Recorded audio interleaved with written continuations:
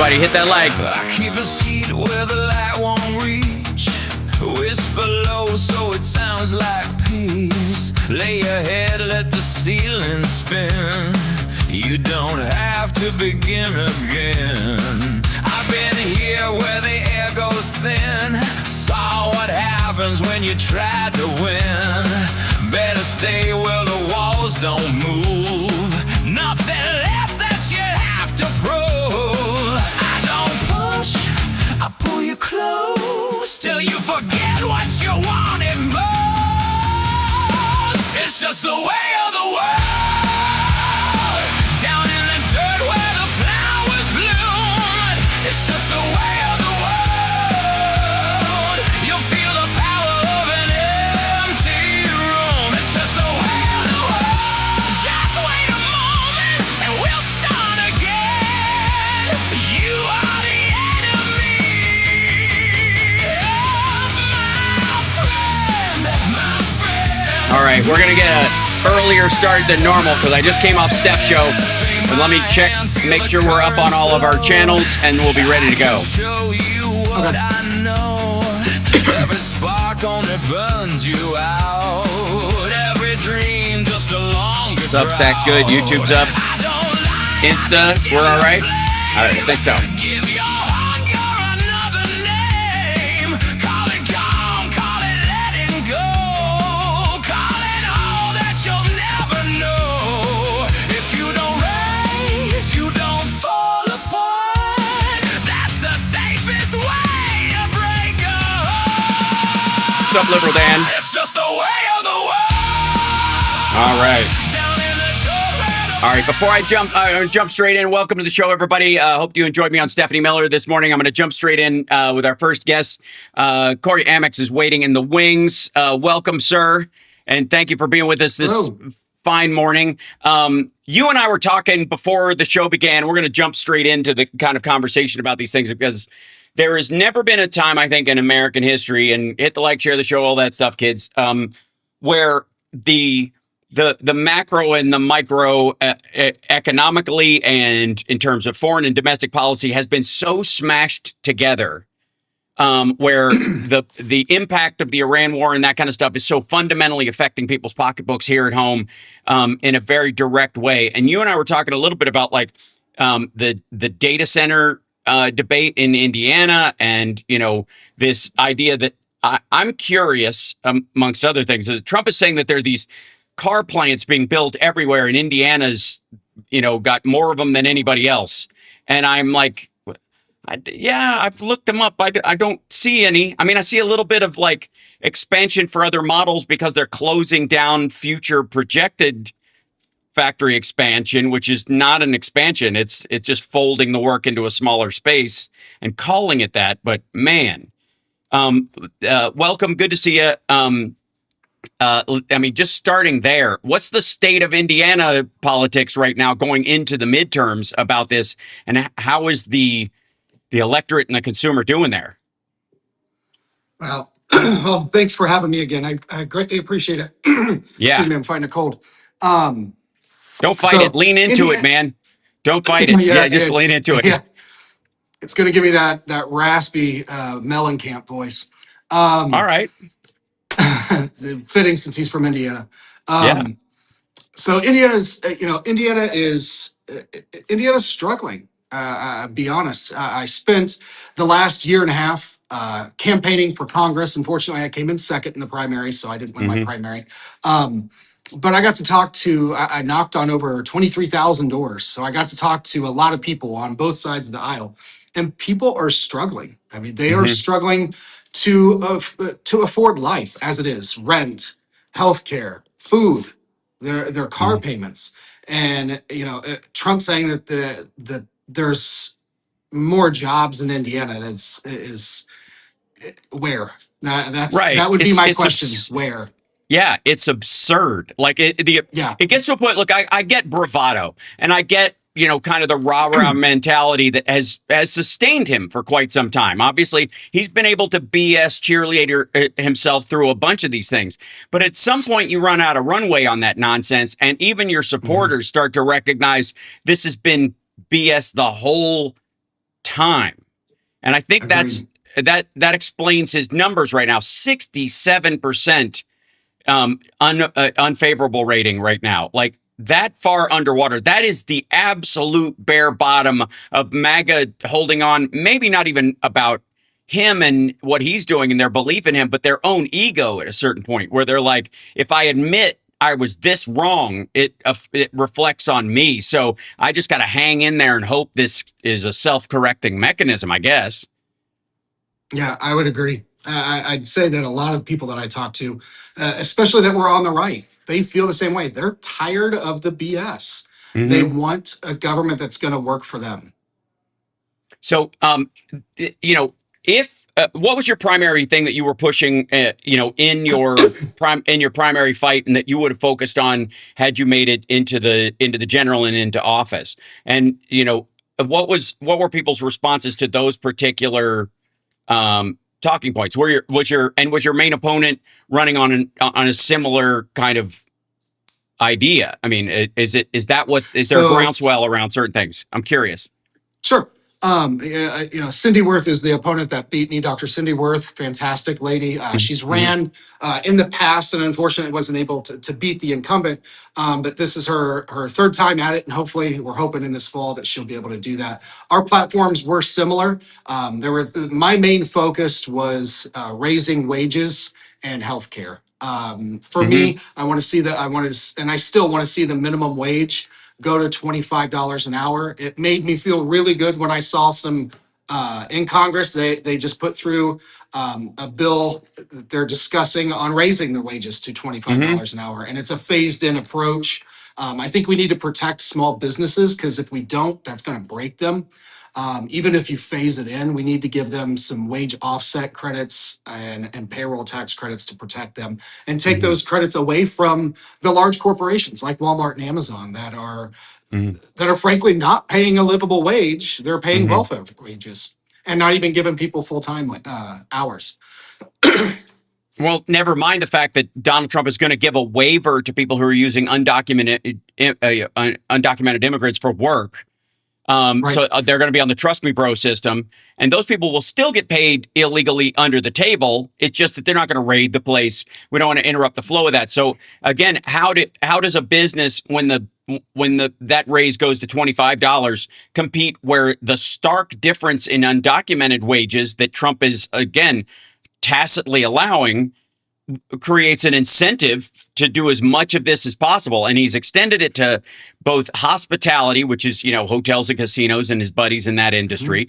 I guarantee he's this close to doing it for construction because that's the primary place where undocumented workers work now Oh, I bet it'll be done by July 1st. I I guarantee, agree. I bet you my salary that Mhm. that's put into place by July 1st. Yeah, and if it hasn't already been done under the table in one of the EOs that he Mhm. doesn't wag around and show off. So the issue is that he has his gravity more than anything else. That there is a reality going on out there that he has figured he can bluff his way through.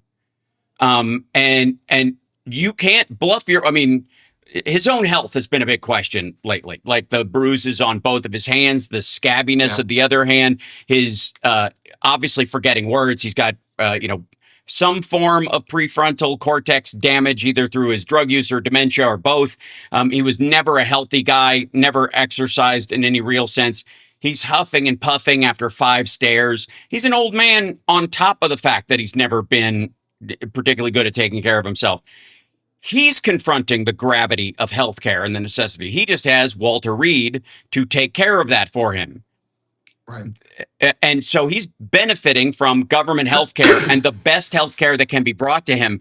And as a terrible patient, it's still not going to have the outcomes he wants because you can't polish a turd. But the reality is that he's the rank and file MAGA folks out there are running up against those same health problems with age and the correlated, if not causative, issues of their diet. And they're like, I'm going to eat crap just to beat my chest about it. I grew up with that in the South in Kentucky.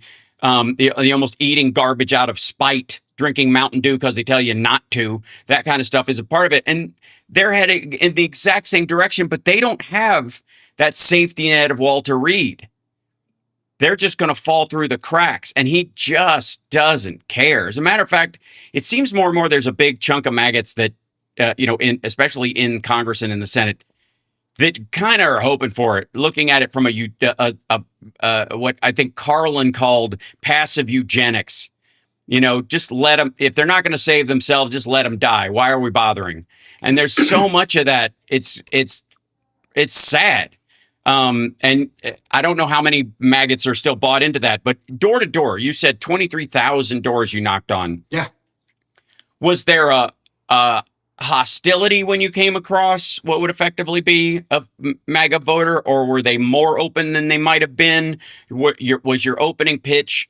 Did you see any conversational cracks in there that go beyond them just not voting and pulling out, but like understanding that Democrats aren't their enemy, for example? Sure. So I knocked on maybe 1% that were just hateful.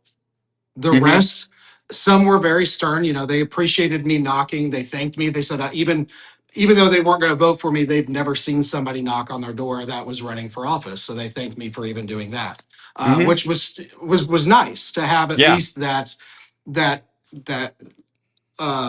what's the word I'm looking for Comedy? a pleasant calm. They're not throwing pitchforks at me. Sure. But my hometown in Connorsville, Indiana, Fayette County, was one of the 11 counties in my district, and it's very red. And I knocked on thousands of doors there, and people, they want to talk. They want to talk to you, whether they were going to vote for me or not. They would tell me what they wanted, and I think that Democrats we're big tent, right? Yeah. And we've got a lot. You've got your labor union, you've got your factory workers, you've got your progressives, there's a lot of different factions underneath this big tent. And one of the things that I think that Democrats have gotten away from is building a coalition between all of those areas and listening to the people. And that's what I was focused on. That's what I think that the most successful candidates and politicians do, is that they listen to both sides of the aisle. And we got to get back to that. And I hope to see that with Dr. Worth, that won in the primaries, as well as all the other candidates here in Indiana and across the United States. We cannot be Republicans that take our kickball home when we're pissed off and we don't get our way. We have to be able to sit at the table and actually compromise. People have to understand we're never going to get our way. It's the people's way that we have to work towards. Well, that's what democracy means. It is the root of the party. It is. You've got to deal with the people who don't agree with you on these issues. And one of the things that I think is lost, and I bring this up a bunch, and I know some in my crowd think I hit this too hard, but I think it's because I don't hear anybody else doing it. It's that we've gotten so tied into this kind of partisan fight mentality, even with Trump's little fight ridiculousness, and people going, we need fighters in Washington, and I'm going to go to Washington to fight and fight and fight.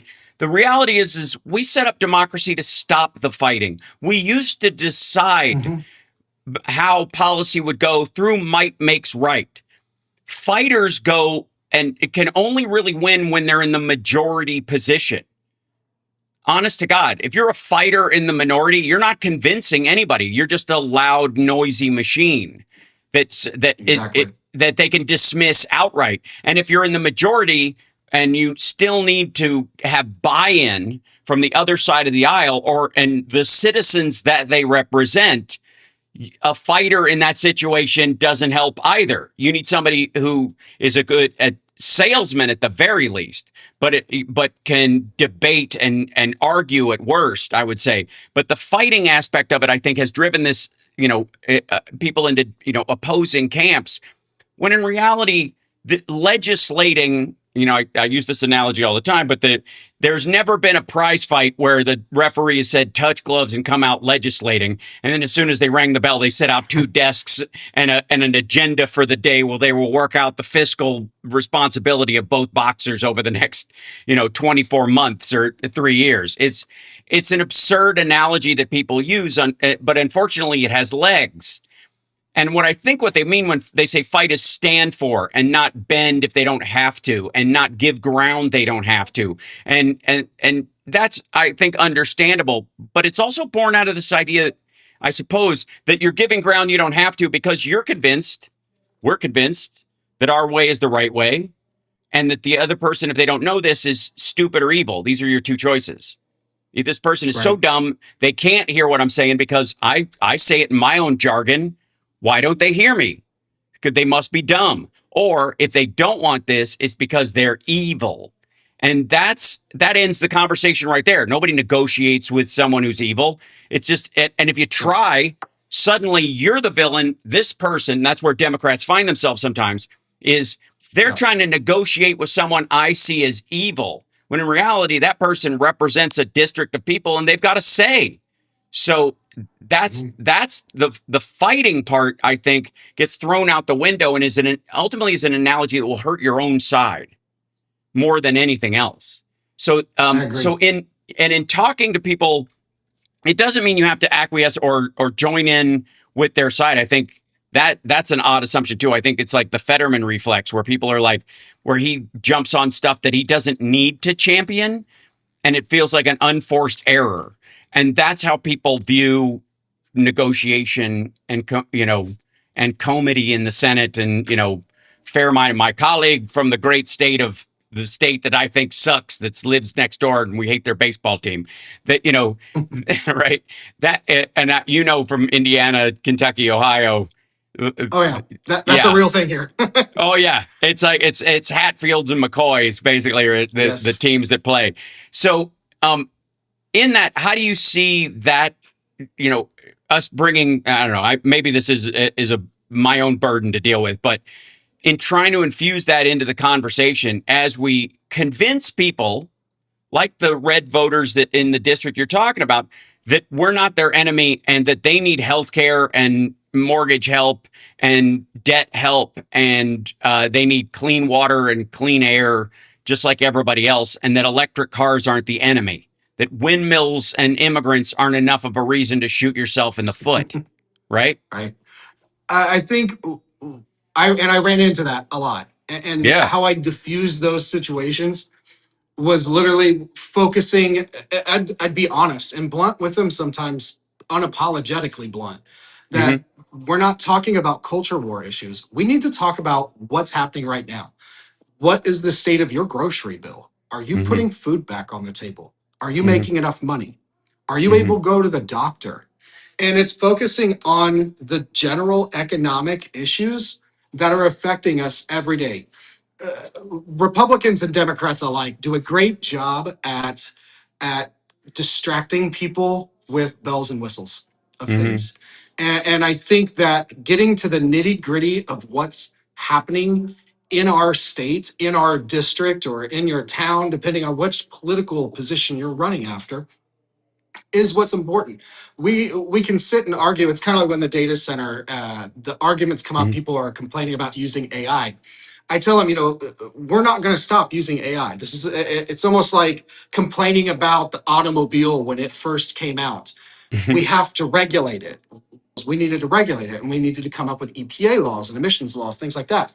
The same applies to AI. The same applies to the data centers that are being built. Yeah, they're destroying our environments.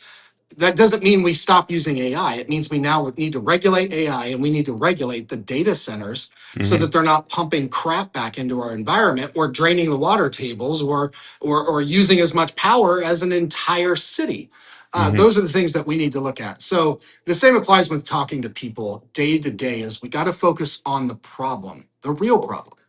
Right. Well, and one of the difficulties you run into, and I talk about this on the Friday I show too, is that if you arrest a technology in its development stage, where it's not where it's going to be, but where it's halfway there, and certainly AI follows in that, it would be the equivalent of if we had put a law in place. Okay, cars no longer don't improve. We're not improving or growing how cars operate past a certain point. They're too fast, and they're any no changes whatsoever because we see it as all bad. We would have had cars without shoulder seat belts seatbelts, airbags, GPS, tires that don't blow on when they roll over a rock, and that go less than 8 miles an hour. They would have been effectively useless, and they would have used an exponentially higher amount of gas. They still would have Yep. spread, but they wouldn't have advanced past the carburetor and all the advances that occurred. AI is very similar in that it is that the data centers they're building right now are being more and more obsolete before the ground is even broken, because AI Right. itself is improving at a level faster than the projection of what the facility should look like.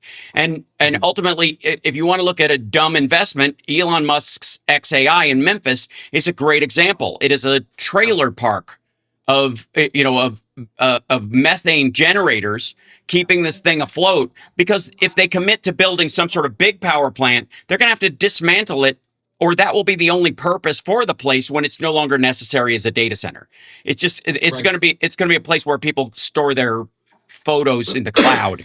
It's not going to be an AI factory. There is no such thing.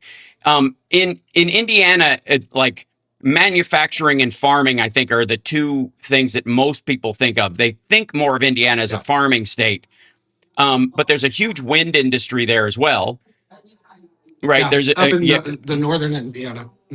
right.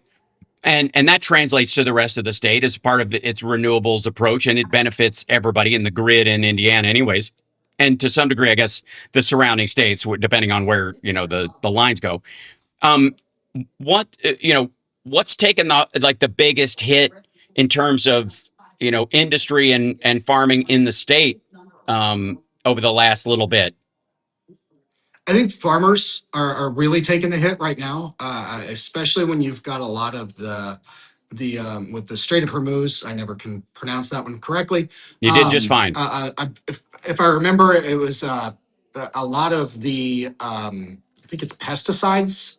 Three-fourths of the pesticides come from there. Don't Right. quote me on that one. I don't have my notes in front of me. Gotcha. But I mean, just in general, the farmers are their kids are not going into farming. They're leaving Indiana, so now they're losing their farms. Hmm. There's no, they retire and they don't go off to continue. A 100-year-old farm is now defunct when they retire, Hmm. or it gets sold off to a corporation, which tends to be the bigger problem. Corporations can make the deals that small and mid-sized farmers can't. Yeah, they're cash Um, buyers. you It's the know, same thing they're doing with it, housing. Right. Yep, and that's I was just about to say it's the same issue with housing is, and a lot of farmland is being bought up for houses to be built. Hmm. I Right. mean, or plowing through it. I mean, you've got data centers that are being proposed in my own Hancock County. That's butts right up next to a city, and it's taking Right. 650 acres. I mean, it's insane how much land is being taken up for these things. But I Right. would say that farming is the one that's taking the biggest hit. Gotcha. Right. And you were a delegate for Indiana, right?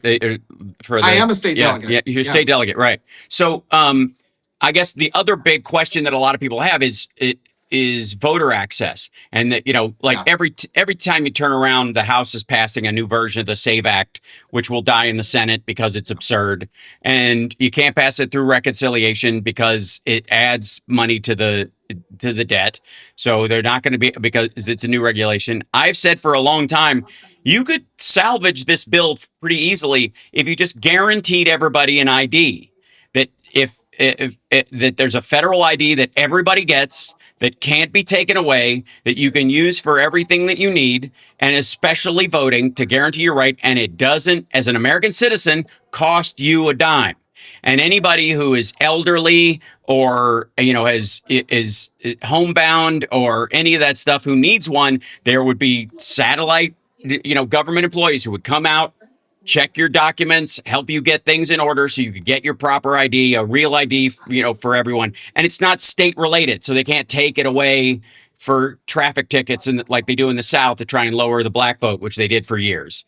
Right? They would, you need right. your ID to vote. So what we'll do is we'll just pull you over 6 weeks before the election and give you a court date 8 weeks later. So you don't get your ID back until 2 weeks after the election. You can't vote. 2 weeks That afterwards. right. That was one of the Yep. biggest. There's one of the biggest things that they used to do all the time, and you do it with poor people too. And like in the Midwest, there was initially a big approach. That's why the no need for it. You can just go based on your electric bill, something that proves you live at your house. The reason was is Right. that you can't be pulled over and have that taken from you. So access to voting is clearly the only way that, limiting it is the only way Republicans think they could salvage their situation right now. And do you see that reflected in, do Democrats in your area have their proper ID in case this stuff goes through, or is there a movement to make sure that everybody's got their necessary docs so they can go if this does pass? I think educating people on the topic has been the biggest fight for Democrats, and so they understand what this Save Act is, what they have. I think I when I was talking with voters, I just explained to them, hey, Indiana, we have to present our driver's license when we go to vote. Mm-hmm. So it's kind of Yeah. that's already happening in Indiana. Like Right. it's now it's going to make it a lot more difficult for women if the Save Act was to be passed. Right. Yeah. Changing their last names, those types of things. Yes, there is talk, and that's what I mean. We were very honest with people. Hey, look, you're going to have like your marriage license. You're going to have your birth certificate. You're going to have all these things to try to vote if that does get passed. Mm-hmm. So I think keeping people educated on that was the forefront of what was happening here. Right. And I guess at this point, what's the message? Don't get divorced in an election year. Make sure you got enough Yeah, time to right. So stupid. don't change your name. Unfortunately, yeah, don't change your name in election year unless you've already got that stuff. I don't know how long it takes for a full name change in Indiana, but I bet you anything, if the Republicans had their way, they'd love to slow roll it. Right. Mhm. And somebody said, Navy vet is right. Showing an ID to vote is absurd. How? Because you have to pay for it. Right now, you have to pay for a state if you don't drive, and like, let's say you just can't afford a car, you don't drive. You need a state ID. State IDs cost money, and if you charge people to exercise their rights, that's a poll tax. That's the primary legal issue. It's why the SAVE Act will not survive in the SCOTUS, even if passed. Hence, my idea where we should provide every American citizen with an ID that has all their necessary information on it, and it is provided free of charge, like a social security number, which everybody gets, and that hasn't been a problem. But that ID does not cost you any money. If it costs you money to get one or renew one, it is a poll tax. And imagine if you had to have an ID to exercise your right to free speech. If you had to show ID to go to church, right? Because we have freedom of There would religion be in this hell to pay country. if that happened. Right. But it's the same thing. It's the same thing. If and you have the right to vote in this country. It is a right. And therefore, if I can find a way to charge you money to exercise your right where you don't have another option, that's a poll tax. That's illegal. It's unconstitutional. These are inalienable rights. These are granted to you by your creator and seen as human rights, like natural order rights. And so, if I could charge, if people had to pay to have free speech, if you couldn't speak out loud, like tell your friend your political beliefs without having to like strike somebody, they have to take a credit card thing and you have to swipe your credit card for every word or something. You'd think that was insane, and it is. That's the same thing when you're asking for an ID for somebody and you don't provide a mechanism for them to have one. When you leave it up to them and it costs money, if you need you need your birth certificate, it costs money. The hospital, you have to pay. If you don't have one, Yeah, they'll pay you. You've got to pay for it. Then if you're trying to get it so you can vote, so you have an ID to vote with, that's a surcharge. That ends up being a poll tax on everybody. And if you believe only people with money should vote, then obviously you're not going to have a problem with this. But if you believe every American citizen has the right to vote and have their voice heard, and they shouldn't be charged money to do it, this is what you have to do in something like the SAVE Act or somewhere else. You have to provide a mechanism wherein they have a free alternative so you're not charging people to exercise their rights. I think that's a good idea. Yeah, I think you could probably save the SAVE Act. Democrats more than likely would vote for it if you did that. I think and by the way, Republicans wouldn't. That's the problem. Is that every time you try to get a Oh national yeah, ID passed, they think it's the mark of the beast, and so they shut it down. They think the government's trying to track me now.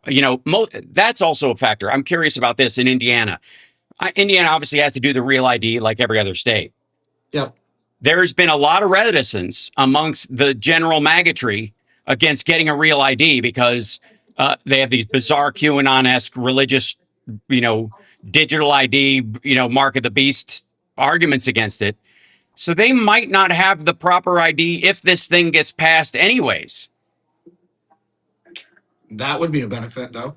Right. You Well, know, I agree in an ironic sense, but in to an me, ironic way. Yeah, right. right.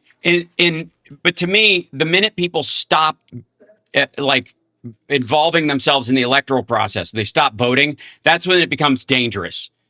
Once they pull themselves out of that system, they look for another way to get their needs met, and it usually ends up with somebody else getting killed, not them. Right, where they'll storm up some steps and beat a cop while yelling "back the blue," or they'll park a truck in front of the Oklahoma City building. Um, Right. right. That's where it goes when people don't feel like they can say what they, and that's why I'm like, vote. I want everybody to vote. Even if I disagree with you, I want you to have your say. And if you lose gracefully. But I Yeah. also think that on our side, if we don't win because people didn't show up, um, That's a problem in Indiana. Indiana is one yeah, of the lowest voter turnout states in the country. hmm I think it is, if it's not the lowest, it's like second or third to lowest. hmm Um, it's sad for primaries at least. hmm It's sad to see that people aren't showing up to exercise their right to vote, and it's not because they can't. It's not because they're afraid to. A lot of people that I talked to over the last year and a half, while I was campaigning, they felt like that their voice didn't matter. And I can't tell you how right. many times I sat and I spent a half an hour. They're like, well, why the hell does it matter? Because these rich people are going to get what they want anyways. Well, And yeah, because you're we'd spend an ceding the hour, ground to them. Right. Well, right, of course they are. You're voting for that by not voting. by That's not exact. voting. Yes, Exactly. you're ceding the ground. You're like, let them have it. Is what you're saying. Not, Yep. I'm not heard. I'm not listened to. It's fuck it. Let them take whatever they want. Like Yeah. that's the root of that kind of thing. I would argue that there are a ton of blue voters, especially in red states and districts, that if they had any idea how many other blue voters there were, they would stand up and vote. And there, about every third house, you got somebody going, well, I'm a Democrat, but this is a blue district. So why bother? It's not going to Well, count. the other thing that was shocked me, and I didn't know that this was a thing until I ran for office, was that you'll have Democrats pull a Republican ballot in the primary, and hmm they'll vote on the Republican side because they want to vote for the person that they think could beat. Let's take the incumbent congressman for the sixth district of hmm Indiana. When I ran in or is Jefferson Shreve, the richest man in Congress, right? Right. The guy that trades more stocks than Nancy Pelosi. hmm True story. Um, the Sarah Brown, who was a Republican running against him, a lot of people were going to like their excuse was, well, we're going to pull a Republican ballot to vote for Sarah Brown because we know she could beat Shreve, but then won't win in the general and will lose to hmm whoever the Democrat is that wins that Sure. ticket.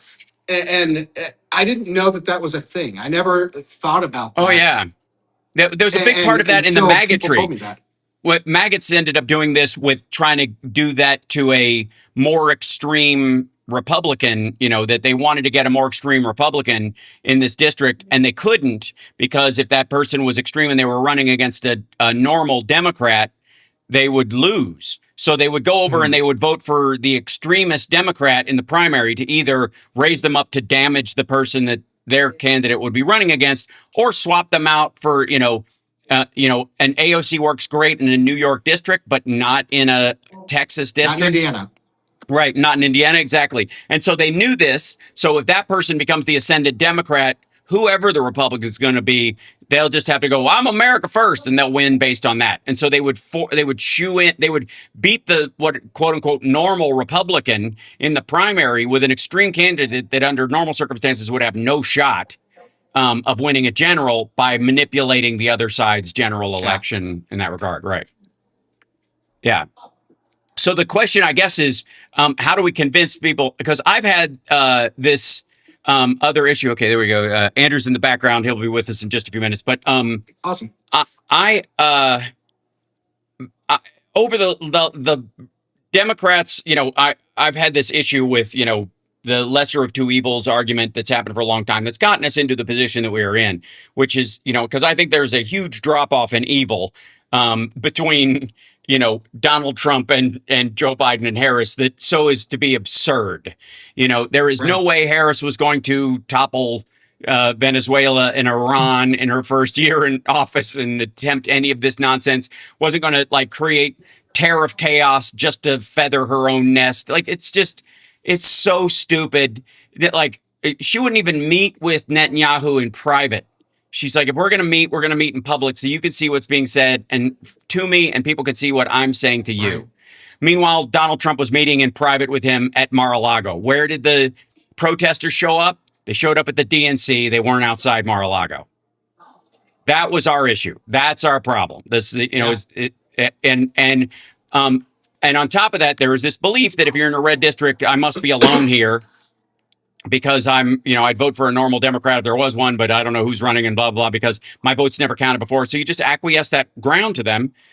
And then it's always true, but they're three houses down, there's another person that believes the same thing. And three houses down from them, there's another person who believes the same thing. And if you all came out, you'd change the nature, if not the actual seat, if you didn't flip it from red to blue, you would at least make the Republican Party and the Republican candidate in that area recognize that they don't have an easy swing in this district, that they can't just go through everything, go, oh, I got this thing. I won this 80-20 because nobody showed up. If they win 55-45, they're not going to be of fiery red, brand, a firebrand red district. What's the ruby red district idea? Right? They can't afford to because they'll lose next time because the electorate doesn't lean that way. They're going to have to be a big tent Republican. Right. In that situation. Right.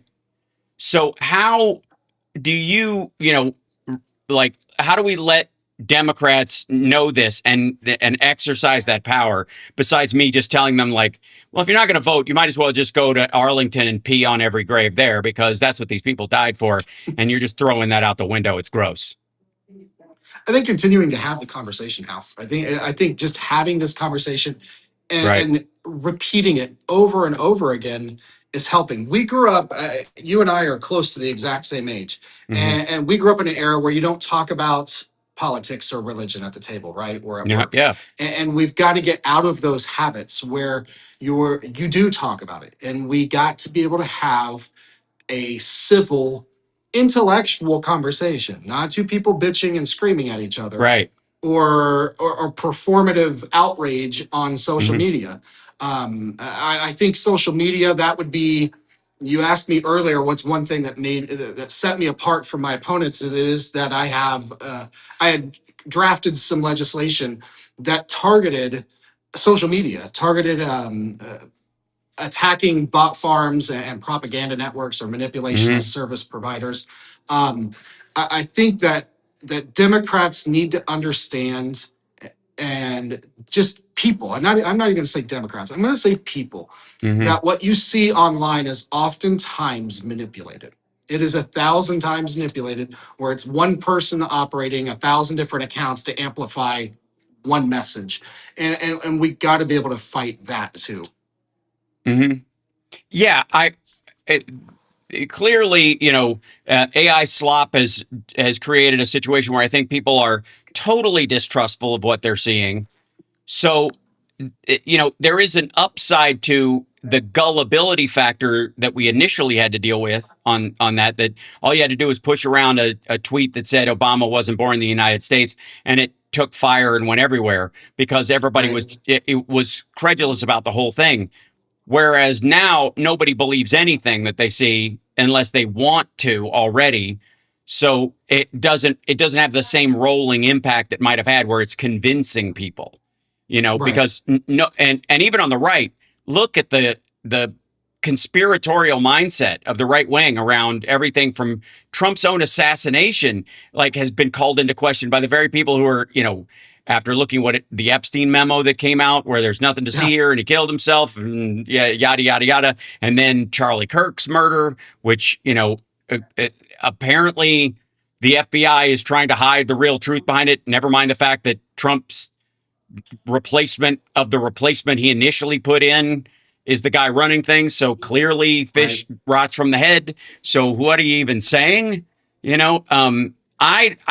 I think these guys are backing themselves into a corner. The question becomes like, what big issues, and I think we've talked a little bit about it, would you recommend that Democrats seize on going into the midterms to try and turn this around so that these newly formed districts that aren't ruby red anymore, but are with this redistricting push are a little more even, and the whoever they were Mm. going to run as a full blown maggot is not going to be able to win in that same district, in the same area, right?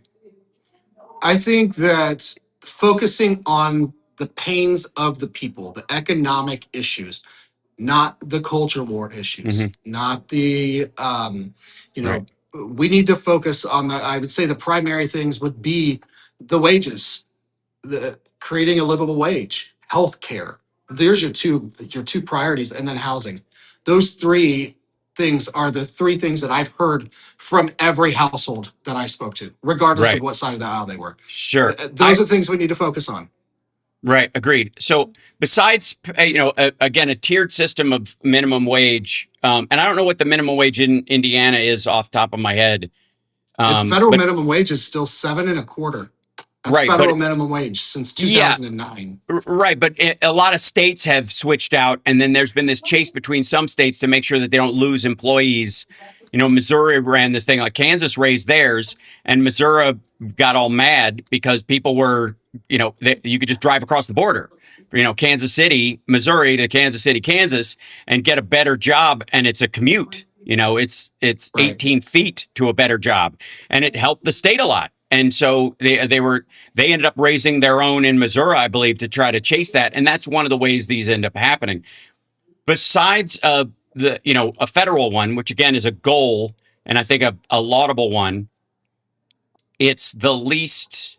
I mean, you're going to need probably 60 votes in the House and in the Senate, at least percentage wise, in to get that passed nationally. At least, Right. even a tiered version. Home ownership and the other stuff is much easier, I think, to push because it's a matter of policy, regulations and funding and financial policy and those kind of Sure. things are a little easier to do than do a blanket financial wash of the entire country, because you like the argument of small businesses you made in Indiana, there's going to be made a similar case in a bunch of states like Mississippi, Louisiana. They'll get Sure. swamped and wiped out by it in their mind. And the only surviving businesses will be the oil and chemical companies who already pay higher than that, right? Everybody else is just going to be Right. done, right?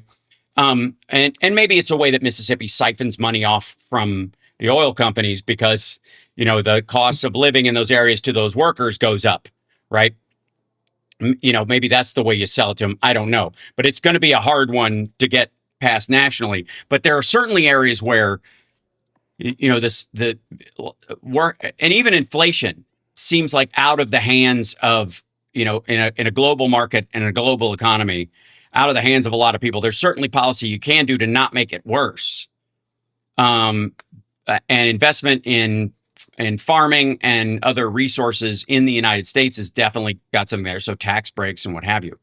But a lot of these things, it feels like Congress is operating with tools from the 1940s. in a world of credit default swaps and stuff like that are affecting. There's no reason why a hedge fund collapse on Wall Street should materially affect the mortgage rates of a regular person in Indiana, but they absolutely will. They do. Yep, I Um, agree.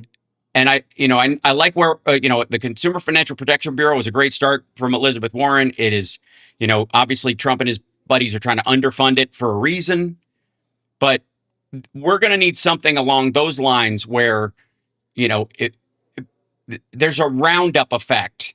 Like you can use this weed killer, but it ends up giving everybody cancer.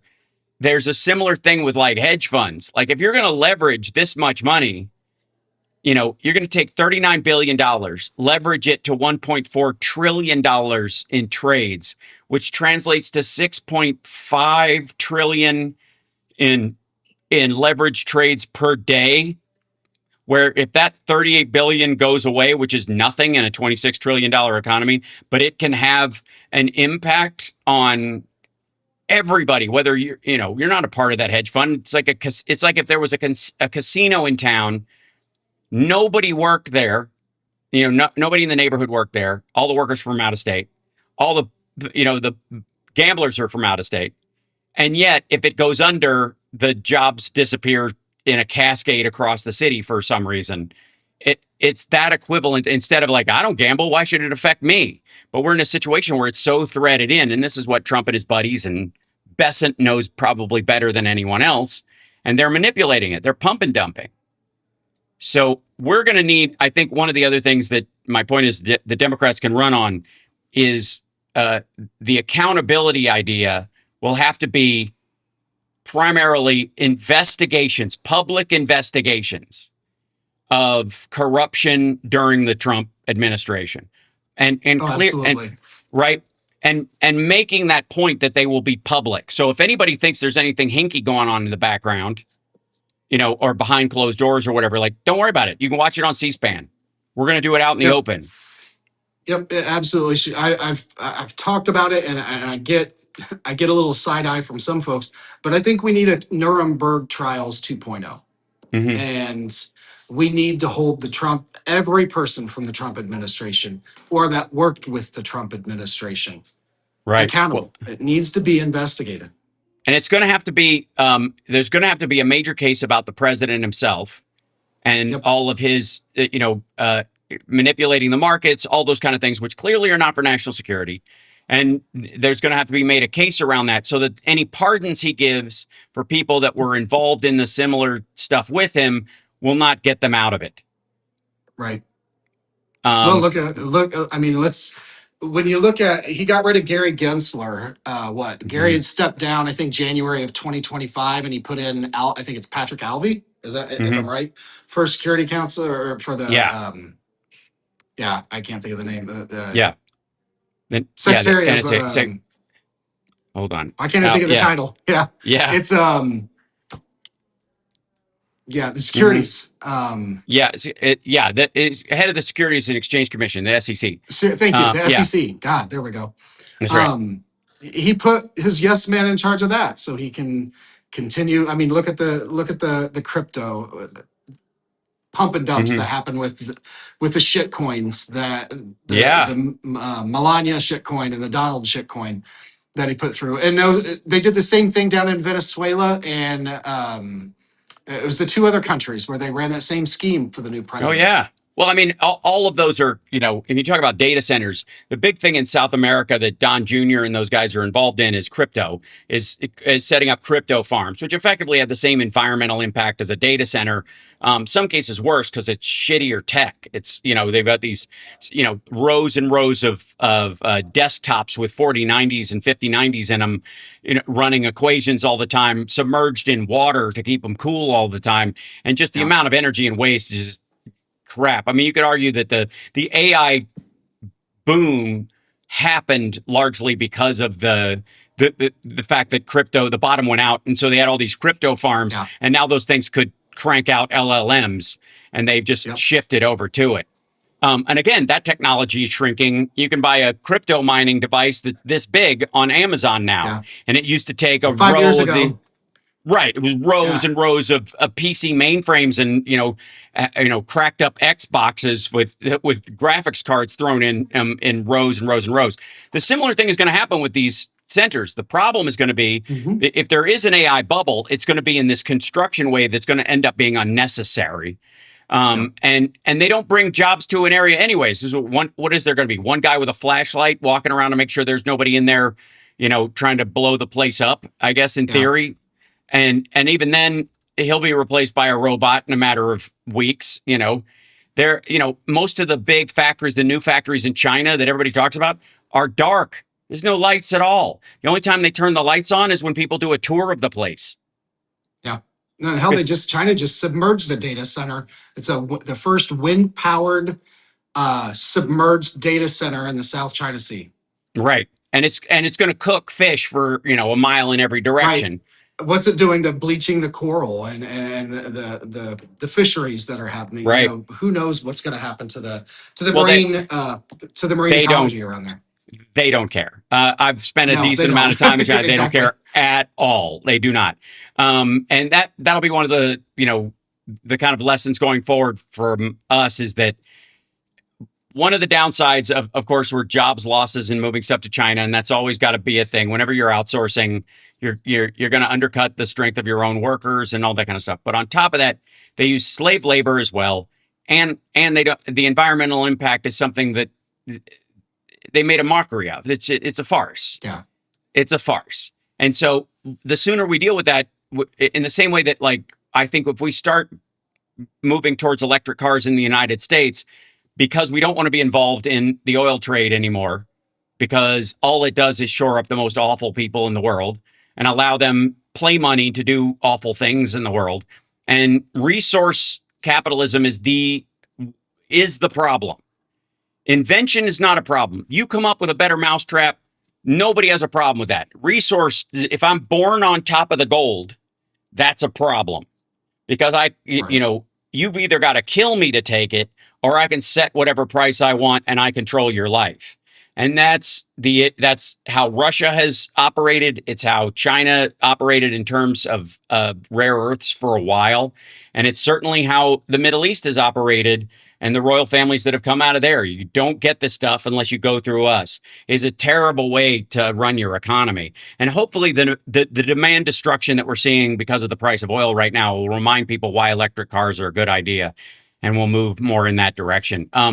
So, Corey, thank you for being on today. I appreciate it. Hey, We thanks got for Andrew having me Sneed back. waiting. Yeah, yeah. And we'll talk again, especially closer to the election, because I have no doubt you'll be a part of the push as we get closer to that ground Oh game yeah. period. Yeah. So thanks so much. Have a great day. And you're at the university right now. Where are you currently? Yes, I can't say, just for my own safety sake, I can't say I think where I that's work, wise. but I am at the college right now. Yes, gotcha. Okay, yeah, it's a teaching day. So thanks for Yeah. taking the time out. I greatly appreciate Yeah, it. no problem. Thank you for All right. having me. Absolutely. All Take right. We'll care. see you soon. Bye, All right. everybody.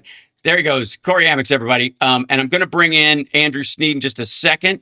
Let me set stuff up. In the meantime, hit the like, share the show. It's House Sparks Mornings, Mega Worldwide. The strange thing, and our next guest is running for office in Alabama. So we're not fully red stating it. It's hard to say what Indiana's place is, but the presumption is that Alabama is dyed in the wool and forever red. And oops, let me bring this back up. And that shouldn't be a thing. I'm just a big believer in that the best argument should win. The best, the person who wants to serve the people of the district should get there. And the question of what that is on a national level may be different than what it is on the local level. And maybe that's where the discord happens. But let me bring in Andrew. Give me 1 second. Oops. I could type. I know how to type. It's fine. Andrew Sneed coming here in just 1 second. Let me bring this in here. There you go. One of these days I'll be able to do this with one thing happening. Okay. And Andrew, I just want to make sure I'm spelling your name right when we come in. So apologies if I messed it up. But here he comes, ladies and gentlemen, Andrew Sneed, who is there we go. Excellent. Running for Congress in the 5th Congressional District in Alabama. There it is. Yep. There, excellent. Okay, so nailed it. Cool. So we were obviously talking with Corey. You know, he was running in the Democratic primary there. Came in second in this. It's a, you know, it's obviously an ice skate uphill for any Democrat in this area. I'm sure there's a feeling around that in Alabama. Currently, you know, give us your take on, especially with the redistricting stuff that's going on in Alabama. What's the feeling amongst the voters that you're running into, and what's your campaign focused on right out of the gate? And then we'll get to the deeper questions about it. Well, I got to start by saying that I've been suckered in here. How Corey said Mhm. that he had a great time with you, that it was super fun, an hour would fly by. You're a comic, and then It's and true. I used to be a comic, and the last Ah, half hour right. has left me wanting to jump out of my window listening to y'all. Right on. What's going on? This How do you mean? 2026 has to be a hope election. I agree. But I like, you mean as opposed to just running against? Is that what you're talking about? That, that too. First, thanks for having me on. Thank you so Yeah, much. sure, no problem. And I love the state that I'm from. I was born and raised here. We affectionately in North Alabama, we say there's Alabama and then there's North Alabama. So Yeah. we we have the most engineers per capita in the entire country. We have among the Hmm. most PhDs in the entire country. So if it flies or explodes, it pretty much comes through here. Yeah, Huntsville. We You know, never, Rocket yeah, City. Been there a bunch of times. Love it. we never elected a Republican here until 2012. It's the first Hmm. Republican ever elected in the fifth congressional district. So it's a recent, relatively recent era in judgment that we've been showing. Everything politically that's and economically that's been done here in North Alabama was done under the leadership of moderates. Like Richard Shelby was a Democrat before he was a Hmm. Republican. Bud Kramer was one of the founders of the Blue Dog Caucus. So it's in our DNA to be Hmm. moderate here. That is what is reflective of the district.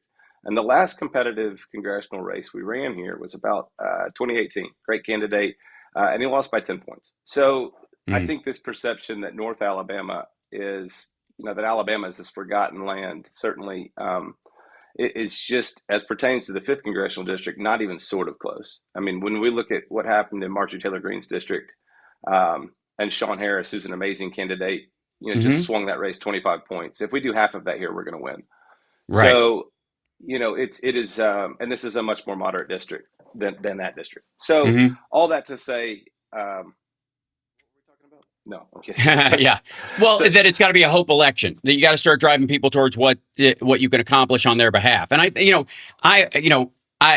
maybe it was the last half hour and you didn't hear the first half hour contextually. And what we were talking about was that I think, the DNCA has one job, red district purple, purple district blue. And that purple part is a factor of this as well. And that has to do with the candidate that is right for the actual representation of the area, and that you cannot transplant what you would effectively think as a New York progressive into Alabama or some other place and get them elected. It just won't happen. And so by trying that, you effectively seed the ground to a more extreme version of the other side, because the reaction from the voter there is going to end up with this kind of 10% response in a lot of ways. That's, at least that's what has happened materially. I, Agreed? I agree.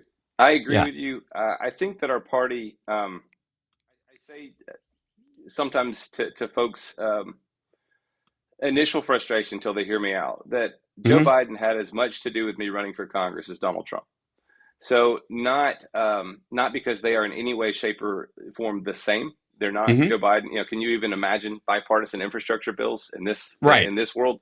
So No. it's not that I don't have tremendous and endearing appreciation for Joe Biden, but he promised us to be a transitional president, and he wasn't. Hmm. Which they chose not to be. So that was a broken promise, in my opinion, and it reflected a broken politics. So, Hmm. we have to talk economy and affordability and healthcare and these things. That I'm a small business owner. I'm a plumber. I have an HVAC plumbing company here. I work under Hmm. houses. I haven't been on a job site since a couple of hours ago. Um, but We these need to get you on larger, Boston Brian's show as well. He's a plumber as well. That's his trade. awesome, So we'll get you on there awesome, with him. yeah, that would be great. these things are critical. But why should you believe a Democrat these days? This is something our party isn't addressing. So I think to come in on the tail end of what you said, our party isn't focused on expanding the map. They might say they are, but we have a lot of purity tests, and then we Mm-hmm. have a leadership that isn't supporting, despite maybe some of the pushback. I don't think they're supporting candidates, and I don't take this personally. I mean, it's all Mm-hmm. over the country. I'm sure we'll talk about it, but we have this coalition of 108 congressional candidates across 38 states and a lot of districts like mine. So this is not just anecdotal. I mean, this is first person Mm-hmm. conversations I've had. So I think we do have to, like you and Corey were talking about, become a bigger tent party again. Mm-hmm. Let the candidate who knows the most about their district shape their race. Maybe not hold them to these purity tests. And even within our own party, we need to probably try to find a little more patience. Mm-hmm. And not wag our finger so much. I think the blame has really Sure. hurt us. Yeah. Um, and then the other thing, I think it's an elephant in the room that we just don't talk about. Everyone wants to talk about President Trump's approval ratings and how incredibly low they are. Oh, they're in the toilet. It's horrible. That's true. You know what's worse? Congressional Democrats by 10 points. And you know what's worse Mm-hmm. than that? Overall approval of Congress is at 10%. It's the second lowest in recorded history.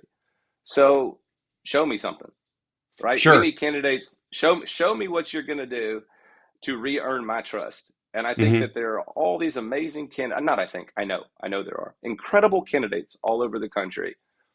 But they've got this in districts like mine. I'm a proud lifelong Democrat. I'm a, you know, Mm-hmm. FDR, Johnson, Kennedy, Yeah. Clinton balanced budget, Obama, yes, we can, Democrat. But I think we have to look ourselves in the mirror. And what I believe we need to incorporate into our messaging, and when I talk about a hope election, this is where I'm going, and talk about what's deeply broken that we can fix within ourselves to re-earn the trust of the American people. And I wish that party-wide, nationwide, Mm-hmm. and I wish that instead of just talking about the other party, we'd talk about the things that we can do for ourselves, because that's the way you earn people's trust. And that's the way that this campaign has earned people's trust in this district. That's great. I have been saying quite some time that if Democrats would learn to beat their chest, one of the things they could take out of Trump's book is if we'd have beaten our chests about the stuff we've accomplished, like the Infrastructure Act, like the Chips and Mm. Science Act, like healthcare, like the ACA, like all these things. If we beat our chest as loudly as Republicans did, we wouldn't be in this position. We wouldn't be in a defensive posture. And part of the reason is I've said for a long time that the TYT reactionary left that we have to deal with is just as toxic, if not more so, because of the illusion of actually caring about people as the toxic right is. And they took over their party, and look what kind of leader they got. That ultimately this is how you install dictators and not how you get a representative government. And so in terms of, our side, this idea that if we don't get everything, nobody gets anything is not only toxic and detrimental to your electoral hopes, and this idea that incrementalism in and of itself is somehow a betrayal when every ladder is incremental. Every gain that matters is incremental. Try losing some weight, gaining some muscle, raising a kid, starting a business. Everything is incremental, and it's usually paired with the more frustrating aspect of it, of the constant gardening of removing the weeds. While Mm. you're doing this incremental progress, you're weeding out these parts of it, and it's not the same way a bar fight goes. I've been in those, and Me, yeah, me too. they play out very differently, and it's always bad for everyone involved, especially if That's you right. win. So it's hard for people to understand that when they're asking for fighters, and if somebody isn't loud the way their person is in whatever that district is, they're somehow betraying the party or something like that. We saw this is what happened with Marjorie Taylor Greene and Matt Gaetz and all this stuff. And then they turned on them. Their own purity test, which is the worship of Trump, did exactly what we're kind of warning against. And I couldn't agree with you more that, true democracy means convincing the other Mm. voters of your plan, not going, well, we won 51-49. That's a win. Shut up. You can run somebody next time, but between now and then, it's, what I say goes, recognizing that half that district are people you deal with, and they got to live there too. And you've got to convince them that you're trying to help them, especially if you want to stay in there and keep at it and make that incremental progress grow, instead of having a ping pong ball for a politician, which is like, we're going right, we're going left, we're going right, we're going left, like over and over. It's like a tennis match half the time on midterms for that very reason. I dread a couple of things, Hal. I I dread most of all, of course, and I really can't emphasize it enough, and it does go without saying, if we don't retake the House. I dread even more us taking the House by 6 seats or 7 Mm-hmm. and doing exactly what you just said and not having learned any lessons and not realizing that currently, again, I have to constantly say this, lest people think that I'm not proud of what our party has done, continues to Mm-hmm. do, and our orientation to working for people. I mean, since FDR, our party is the party that solves problems. I mean, That's right. it's all empirically true. It doesn't. Never mind that you can't. The history is irrelevant at this point. People do not look at it. They're not going to look at it. This is something else our party has to reconcile. Is that we're post-truth. We are post-truth. We're not post-trust though. Mm-hmm. You're not going to listen to what truth is if I don't trust you. That's why. And on the flip side, it doesn't matter what the truth is if I do. We see this under the support of the president. Doesn't matter what's Mm-hmm. true. It's totally irrelevant. And so it doesn't matter in our accomplishments. I believe we have to give people an on ramp back. That's what we've built, and I think that our on ramp. I'm sure you've seen Hamilton, or you are sick to death of the music. We have 10, 9, and 5-year-old little girls, so we hear it plenty. Right. I think nothing is more inspirational. We all heard this refrain when the president Biden announced for re-election was "Teach them how to say goodbye." Teach them how to say goodbye. Our party, Right. nobody wants to hear this shit. I hope I can cuss. I apologize. You can. Maybe You I shouldn't. absolutely can. Okay, Nope, it's I fine. am a plumber and a New York City bartender, and so the two combined is I'm done for. Um, our party needs to put some skin in the game and address it. Let me start a little bit more foundational. President Trump, I believe, won, yes, racism, yes, xenophobia, but he told folks it's rigged. And they felt that shit in their heart. They felt Mm-hmm. that so deeply that it is rigged. It is rigged because it is. Mm-hmm. Of course, he said, drain the swamp. And it was the right call. But of course, he's the biggest swamp creature of all. You don't drain the swamp by taking the alligators out. More alligators move in. You got to change the ecosystem. Our party has an opportunity, I believe. And this is what maybe I should watch my mouth, but I won't. Mm-hmm. I've said this to the chair of the DNC personally. I had a great visit with him in Selma when we were together more than a few weeks back in the spring. What would our party, we're being outraced by the RNC. Mm-hmm. They're, by a lot of metrics, they're winning. What would the American people invest in a party that was willing to put in term limits for Congress? What would Mm-hmm. the American people invest in a party that was unequivocally, unabashedly, unapologetically committed to getting rid of Citizens United? What if we folded these things into our platform of, yeah, we're going to address the healthcare and the affordability, but shit, we could have addressed healthcare 1,000 times over. Why hadn't it happened? The healthcare lobby. So, Well, I think I think that also goes. No, it's right. I think there's a couple of points there that I think vary and often get slapped together. The irony of the Citizens United thing is more, I think, at this point about straight up cash bribes through crypto that became more important because almost anybody can afford, between a small AI outlet and a bunch of other stuff, to just slather ads on and do stuff, draw attention to themselves in a way that they couldn't when Citizens United first came out. There were only a few outlets. It's almost like not quite back to the time we had 3 channels and that was, you needed equal time or you didn't get anything. Now there's so many outlets, it's hard to even see which one has the most values and which, so it definitely will affect things. But I think Citizens United is less about like tacit bribery. Will help you, through other means. If, Trump didn't even spend a chunk of his campaign cash. He kept it and he's going to keep it. Like that's more of an issue with that. So that's a hamster wheel of conversation that it will be different every time you have it because the concern will be different every time you have it. Right. When it comes to us being a big tent party though, well, all right. I don't want to drag to that. I just wanted to stop on that Citizens United thing, and we'll continue where we were. Sure. But it's crucial that, like healthcare, for example, the ACA. This goes to the kind of like the health. There's a lobby, and one of the blue dogs often get blamed for why there wasn't a public option in the ACA, for example. Okay, that's sort of true, but it's also true that all of the Republicans were against it. If there had been even a remotely reasonable bleed of people, where there might be some blue dog Democrats who are against it because they're more conservative, but liberal Republicans were allowed to exist in this particular instance because they all use SNAP, they all use Medicare and Medicaid to keep their cities afloat. Oh my God, Josh Hawley sounded like Bernie Sanders once the SNAP funds got cut off in his state because, one, it's how the farmers there get paid, right? The Farm Bill buys stuff from them, and gives it to people who need SNAP through a bunch of other, mechanisms, but guaranteeing demand effectively. So it hit his state doubly hard because they hang on the government tit more than anybody. Red states live off the blue states by and large. With the rare exception of the Huntsville area, which of course has its own rocket program and stuff, our state but operates Alabama at a loss does. for sure. We take Yeah. more than like you're from Kentucky. I mean, Yep. it's the same or it is similar. Yep.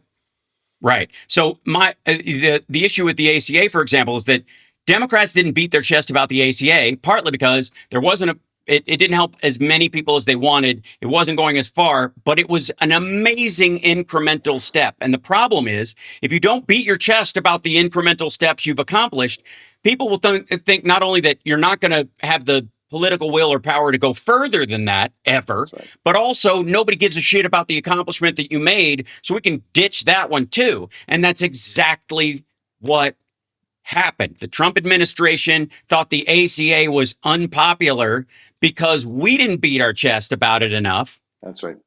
and recognize the value of the incremental progress instead of going, we should have universal health care. I agree. That would be lovely. And if you can find a way for, drugs to come out of nowhere and doctors and nurses to work for free and hospital staff to work for free and them not to have to live, or you want to nationalize them and you can find an economic model to make that actually work, knock yourself out. But right now, no. Do you mean it's not really, really simple to get universal health care? You don't Right. just say, I'm going to fight for universal health care and it happens. There's economics involved. That's crazy. That's Yeah, really exactly. crazy. I know. And even in New York City, especially one would argue in New York City. So the point being is, though, but the ACA was one step forward, and I think there was a structure in place in the original ACA that would have allowed for a public option to kick in, where people could buy into it as a nonprofit insurance that they could purchase themselves. If they didn't qualify for it, they would have kicked in had it met the numbers. And the Republicans went to work immediately, because they had control of the House and Senate,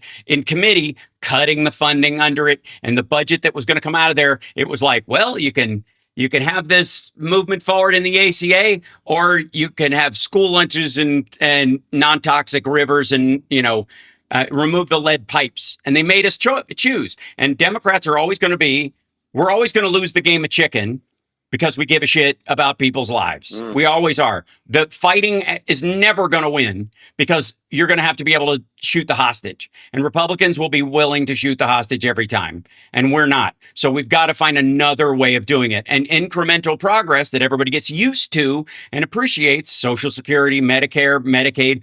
There's a reason why those are popular amongst even the general MAGA tree, even if they bitch about it and they recognize it as a necessity, is because it happened through incremental growth. Other than that, I have no opinion. I agree. You should get a show where you talk about these things. Yeah, I'm thinking about it. All right, we'll see if I have time. You should have found a better guest. Wait. I don't think so, because this is an important conversation, and I do deal with the fact that in our media world, on the Democratic side, there is a tendency to, if it bleeds, it leads, in all thought forms. So the idea is the most rambunctious, the most fightery, tend to be the ones that get, even, TYT would rather have on Matt Gaetz and Marjorie Taylor Greene than have on a moderate Democrat who's actually made progress in, school funding, right? Because it's just not interesting. it helps people, saves lives, it I improves lives. I, I agree with you, and accepting that, the old adage, all politics is local. Hmm. So with resources, we campaigns like mine have to have resources in order to tell these stories. We are still in this amazing time we find ourselves in. We are still interested in humanity, and Hmm. and by and large, the populace doesn't trust. Period. Doesn't trust. So ironically, they're ready to Whoops. trust again, though. I Yeah. think, if we gave them something to trust. I'm not trying to Hmm. pivot here. No, it's And okay. something that we can tell. Hey, so I was one of those people in New York for years. I was there from '03 to 10, and I Hmm. self-insured because I couldn't afford insurance. I was terrified. The pre-existing condition thing was so real. It was such lived fear of, shit, if I get sick, if I get really sick, I'm going to have to try to fake my way. Like, maybe the symptoms won't get detected. I won't have to medically bankrupt my family because I know they're going to spend. And that progress from the ACA impacted Hmm. people forever. Fast forward to Yeah. now, and cutting the ACA subsidies. I've got a friend, a guy in the neighborhood who is a small business owner like me. He makes six figures. And he came in to the campaign office and said, "Hey, I just want you to know, I'm a surveyor. I live in this area. I make this amount of money a year. My family's been on the ACA, and with this subsidy being dropped, my premium has just gone from $1,300 to $3,900 a month, and now my family is uninsured. My family of five." Hmm. Those stories are real. Yep. That still connects with people. And to connect the dots of the disastrous votes that congressmen like Dale Strong, that I'm running against, the one big beautiful bill is I'm waving a Lego wand at you, by the way, because my Hmm. daughter takes over my desk. And so with this Right. wand, we're going to fix it. Yes. Um, Right. the I the do the one big decree. beautiful bill. Right. That's all the power that Democrats have in Congress right now is held Yep. in this little wand. I can zoom in to make it look more powerful. That's right. We you know, we've got this moment. The votes are disastrous. A congressman like Dale Strong, and they're all over the country, he votes against the interest of the people of this district again and again and again. And if we can tell the story, and if our party will help us tell these stories, and we'll lean in, like you said, to these, the humanity To- of this, I think we've got to, yeah. instead of finger wagging, right? Maybe instead of the we got to become the party of the working class again. I know it's said a lot, but something that, forgive me. I think a friend of mine that Baron Vaughn is. I think Hmm. you know Baron. Hmm. Baron and I were at BU together. We did stand up together, and we used to do bits on each other. You'd try to work in the joke to a conversation, and you'd be like, do the bit dance when you got busted. So Right. forgive me. I'm gonna do my stump speech dance Yeah. because this is from the stump speech. But what I do say, and I mean, is that you can't be the party of the working class if you're not willing to meet the working class where they are, even if, now listen, Democrats, even if Hmm. where they are isn't where you hope they're going to be. And Hmm. that's incrementalism. That's where hopefully see these things that we're accomplishing and they realize that better I think is better. I think it's even more judgmental than that. I think you got to meet Mm-hmm. them where they are, even if it's not where you think they should already be. Yeah, Because that's I really agree. what the problem is. Like, how come you and I? I'm sure we hear this. You hear this enough. Being in Alabama, and especially in an area with as many rocket scientists as there are around, compared to the rest of the state. But the reality is that I hear all the time how stupid Americans are and how the public education system fails them. They're all dumb and they don't know any better and they're easily led around. And then the minute somebody though, you're trying to win over one of those folks, and they go really quick from stupid and misinformed and poorly served by the education system to evil. Mm, You're right. Suddenly, the whole idea that they were misinformed goes out the window, and this person is a straight up Nazi. So why are you talking to them in that yeah. regard? And look, I, I don't think either of us is giving any ground to the obvious, willful, Nick Fuentes of the world. But there's a uh, huge difference, right? There's a huge difference between those folks and people who feel like they've been cheated by the system. They don't trust anybody. and they'll fall for anything because they haven't stood for anything in a long time, and they don't think anybody else stands for anything. That's the other thing, is that they think, or they've been bamboozled into thinking that Democrats stand for something else, that Democrats stand for some national, whatever, the trans immigrant, blah, blah, blah storyline, the DEI thing that they hang around people's necks, drags us onto a battlefield where they get to set the terms of the battle. And I've always said it's very important that that trans people, we don't allow them to be turned into a tennis ball in this discussion. They're not political. They're people that exist, and there are human elements. Beings. Yeah, there are elements around this that will have to be worked out as far as age and legality and stuff like that. But that deserves to be worked out in a legislative stance, not in the public discourse around this, especially amongst people who know nothing about them or hang something around their neck. And the same thing is true of like immigrants. That's where you get Trump with his whole we got to get them all out of here, mass deportations now. But my farmer buddies, the big agribusinesses, and my hotel, but you guys can have like a. That's trust different. me, bro. Yeah, you guys could just hire them, and then And we're looking for them. We promise. Yeah, that's how. 25 million of them. There's 35 million of them. They're everywhere. Well, we can't find them, but they're around every corner. It is they're in the hospitals getting all the free care. That's where they are. Everybody knows that. Yeah. I don't know why they don't just run down there and pick them up, in a bunch of ambulances and drive them across the border, I guess, in theory, right? The lines at City Hall where they're just receiving all the checks and the handouts. Our principles cannot be, and this is important, and I get demonized. I'm in a primary. We think we're good. Primaries tomorrow. Go vote, everybody. Yes, if you're in Georgia, absolutely, or Alabama, or Pennsylvania, all the others. I get demonized for being, a self-described moderate, and as if, and that's okay, because I do understand why people get upset about this idea. But to me, what I mean by that, our principles. Let me be clear. Our principles as a party and as human beings, just as human beings in the world, principles cannot, should not ever be matters of political expedience. And we see this on the other side of the aisle, I think, regularly. But principles can't be matters of political expedience.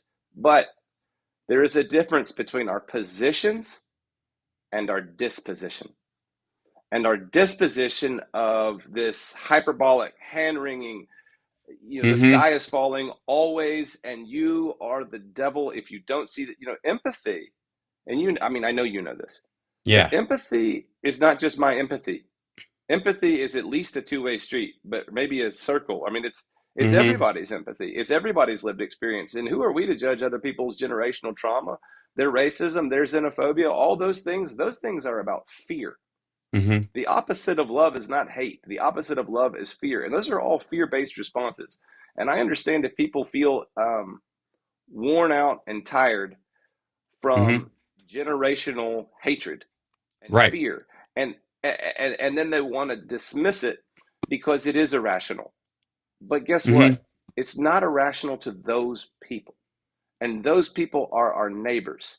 And damn it, this town, the 5th Congressional District, at least, and I'm probably all over the country, are communities of neighbors. And wouldn't it feel good to turn away from the politics of division, which is what my campaign is all about? But both, he is a politician. He's a career politician. But in Dale Strong, we have someone that divides folks on purpose. And let me give you an example. So the shutdown was going on. And every time, I guess it came from the talking points memo, because Republicans are very good at the talking points. But it's the Democrat shutdown, the Democrat shutdown, the Democrat shutdown. And in our party, we were talking about the Republican shutdown, they make them own it, make them eat it for lunch with a pickle. Right. You know what it was? It was a shutdown that was impacting people. And what are you doing to solve the problem? That's what plumbers are good at.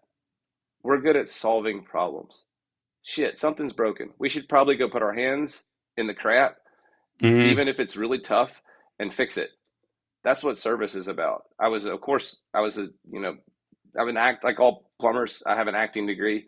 Hmm. So, but that of course meant I was a working bartender, for years. So I've Right. been in the service business for 25 years, 10 years in restaurants, 7 in New York, and then helped open some places down here. And then at 32, I started over in the trades as a Hmm. $10 an hour plumber's helper because I didn't want to be married and be in restaurants. I met the love of my life, who's my much better half. And I didn't want to be working 90 hours a week running restaurants. So I worked my way up from a plumber's helper, journeyman plumber, master plumber, blah, blah, blah. I've always been in service. And congressional, it's certainly in the House, especially in the House. You're supposed to be there to serve. The Hmm. job description is just right there in the title. Represent, but you can't represent folks you don't listen to. And Hmm. so dividing folks on purpose, and in our district, ignoring at least 40 plus percentage of the district, at least, and it's probably more like 45% at this point. We're going to win this race, Hmm. but it's bad. It's bad for America. It's bad for where we live. It's bad for our communities. And you're one of, and forgive me for rambling or for speaking so It's long here, okay. but to put a button on it, it has to be about us. Hmm. A lot of politicians in both parties that think it's about them, and our party is guilty of it. Our media is guilty of it, making celebrities out of certain people. Um, I want to know what we've done for them. People to know what I've done for them, not my name. Hmm. This is not about me. If it's about me, I've already failed. I'm amazed how many, and I apologize. Two things. No, One, it's okay. In Congress and the House, you're one of 435. You write that fraction on the piece on my third grader's homework. 1/435. She knows that's not much. Hmm. It's supposed to be representative government. You're accountable to about 770,000 people. You can get to know a good chunk of 770,000 people, and you should. Hmm. Republican or Democrat, you should. Our representative hadn't had a town hall in over a year and a half. And people are angry and they're hurt and they're upset. And we see that in both parties all over the country. It's supposed to be representative government. And I'm willing to wager that if we can re-earn trust and work to represent folks, that if we will work with intentionality, because that's something that the representatives can control. You can't promise the moon. I mean, you can, but it's a lie. Hmm. But what they can control is their own disposition and their own commitment to listening and their own commitment to solving problems. That is something that is controllable. It's at stake in this election. It's certainly a difference between myself and the person I'm running against and hope to be running against in the general. Um, and that Hmm. to me is the difference. That's Gotcha. where we're supposed to be, Hmm. and I don't see us there nationwide. I'll say one last thing if you don't mind. Not at all. It is shocking to me. I got into this because I want to believe again that this matters, that people can get Hmm. their voice back, and I don't. Yeah, I'm an actor by training, so I love truth. I love storytelling. I want to believe in these great things. Um, my heart is in this. I want to believe again that my children's voice is going to matter and that other people's children are going to be heard, that we can list towards our better angels after this last decade. I want to believe that we can do that. And if we don't, um, it's going to be hard to keep my hope and my faith. I'll be honest with you, Hmm. which is why I talk about this being a hope election. I speak to, if you named the most famous Democratic congressional candidates in this country, I will tell you that I have their cell phone number, a lot of them. And I've been Hmm. trying to get them to join this coalition, most of them since the fall. And a lot Hmm. of them, and I'm not going to say their names, but if you're thinking about them, that's who I'm talking about. The most famous ones who Hmm. are the darlings of the party. And they are running on reform. They talk about these things that are deeply broken and the billionaires and how they have been offered again and again and implored and begged, hey, I've got a couple of them on a group text and they won't even acknowledge. I've talked to them both individually. These are the two stars of the party. Hmm. And I say, hey, will you guys come in and lead this coalition that's centered on this 5-point government reform to earn people's trust back? Because you're both running on these things Hmm. and they won't join. So my own cynicism may be deepening because these are candidates. And if a candidate thinks that they are more than 1/435th, they've got it wrong. What are Yeah. they going to think once they're in office? And it's really sad to me. And I hope that this, so, Yeah. you know, Yeah. I'm okay. I'm going to address a couple of things that I hear you saying, and I feel like I hear you clearly in this situation. I do think that there are districts in this country that equal more than 435th because of their economic impact and because of their proximity to other power in the country, whether it's Silicon Valley or New York City or the Chicago Mercantile Exchange or what have you, or they're the district that Walmart's headquarters are in, right? There's definitely a weight situation.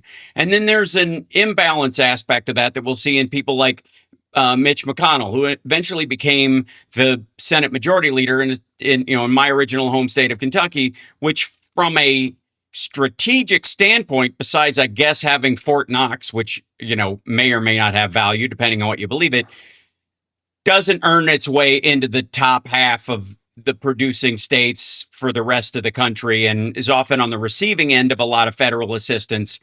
So I've a couple of I've been pushing back. If you get called a moderate, I get called a centrist in the same, pejorative sense. And that's usually because the crust thinks it's the pizza right now. That by and large online, the crust thinks it's the pizza. They think that's why you're here. And really, they're just to get a handle on some of the issues. That all of the other stuff happens in the middle. And it happens where people meet on even ground, on the level, as we say.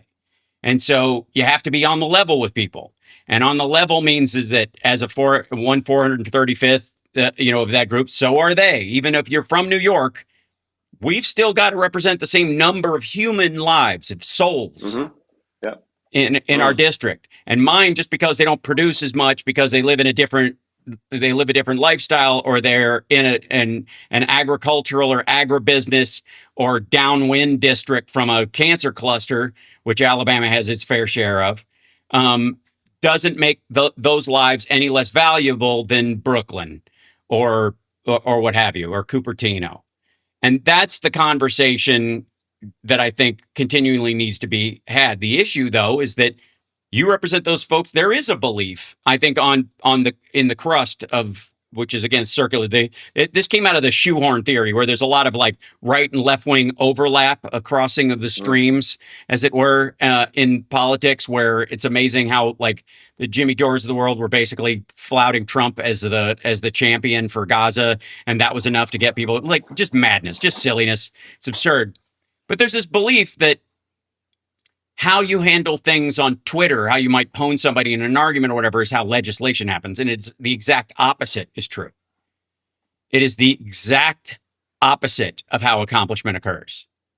It's amazing to me how many people like hate big pharma, but largely because they haven't come up with the pill yet that, works like Viagra, gives you a tan and makes you an inch taller and gives you lean muscle mass and 10 points on your taller. IQ, whatever. Sorry. Yeah. I taller. I didn't know where you were. Okay. Yeah.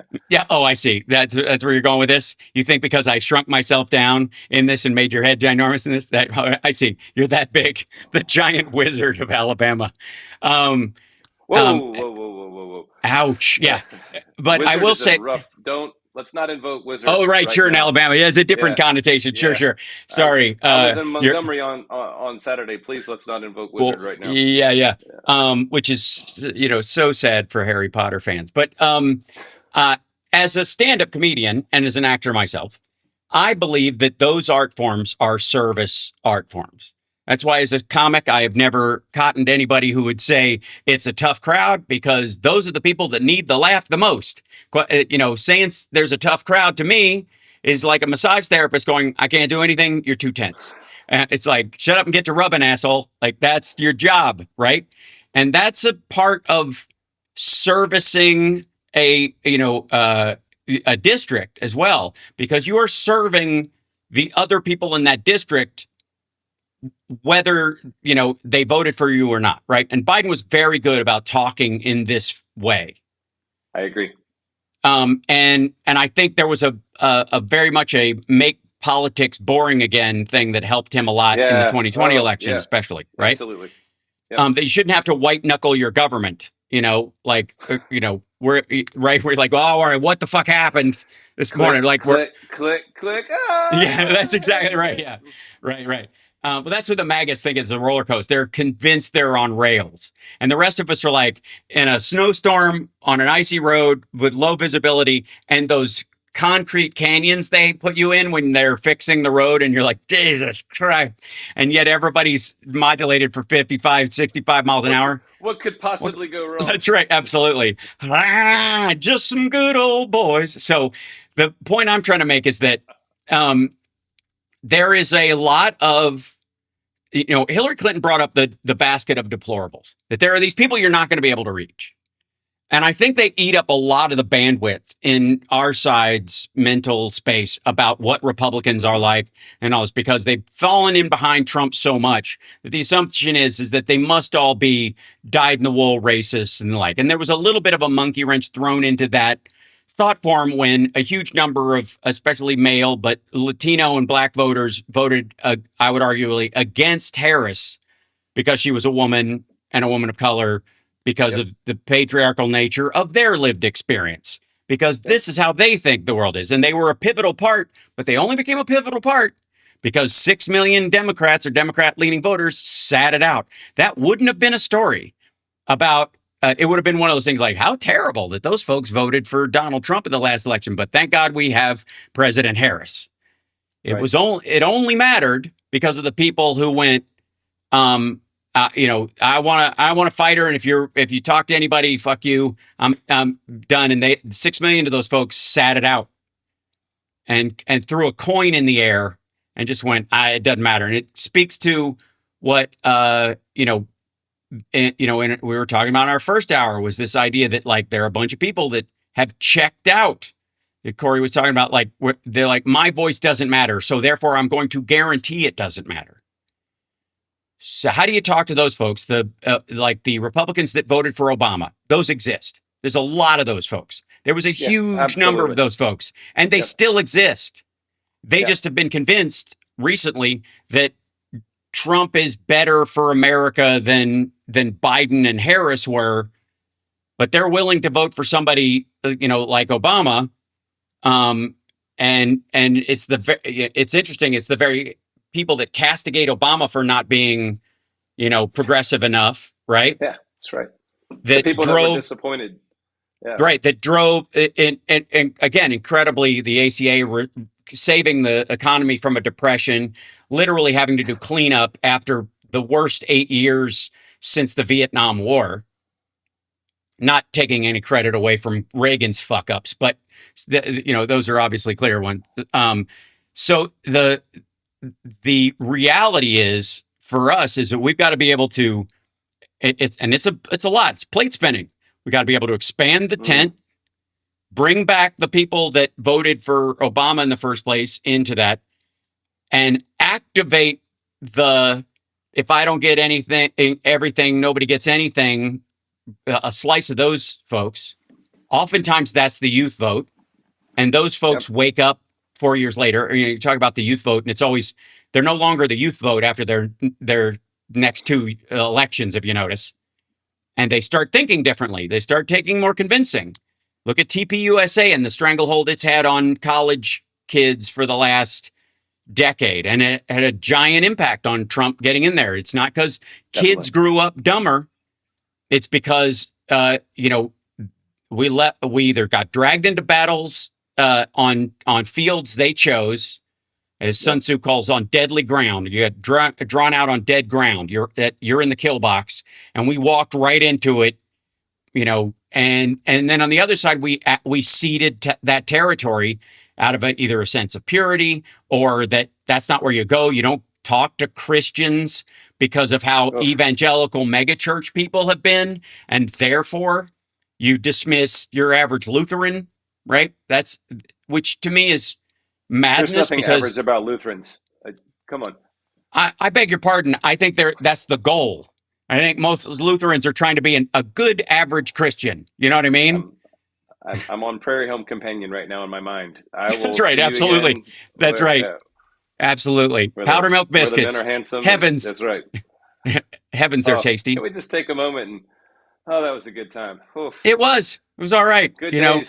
It was good I thought about bringing it back myself. If Garrison had his problems, I think that would be That's you look at like what's your 10-year, 15-year plan. It's either that or I'm the next Reverend Gene Scott, where I have a horse farm with a bunch of playmates and a chalkboard, and I just sit there talking about one Bible verse a day, and nobody knows how I made my money, but it's none of their goddamn business, right? I will Or I will visit you.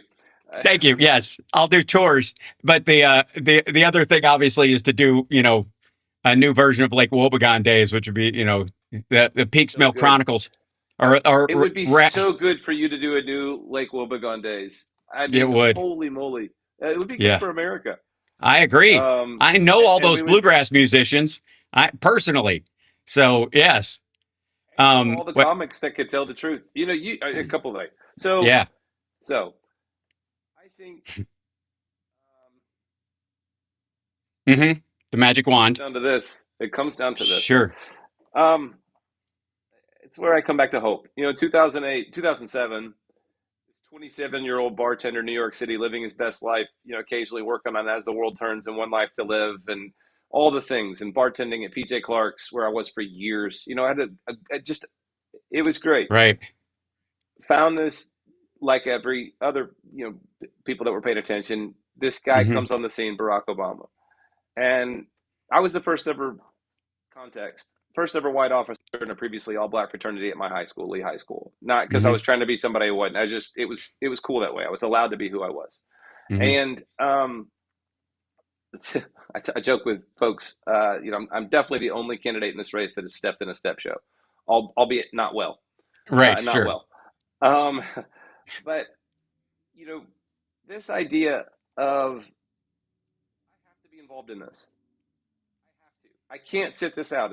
As good as my life is, So you get a 27-year-old bartender doing a bake sale on Roosevelt Island Mm-hmm. to try to do something. Well, but that clearly wasn't enough. So I start renting a car and on weekends finding five strangers to drive over to Allentown, Pennsylvania, not doors, weekend after weekend. Another comic you may know, me and Rich Kiemko are still friends Mm-hmm. after all these years for volunteering for the Obama campaign, and because it mattered. And 2026 matters in that way. In fact, it's more existentially dangerous. 2008 was Mm-hmm. so much about hope, and this is a better choice and direction for our country. Turned out to be a tremendous president. Incremental, that disappointed a lot of folks, but tremendous president. Um, Mm-hmm. like you said, young people, it has to matter in their hearts and it has to move them to action. And we as Democrats, if we want that to happen, again, I know it's cliche to say it, but we do have to meet them where they are. If we want to win, we're going to have to meet them where they are. You and I, moderate, centrist, etc.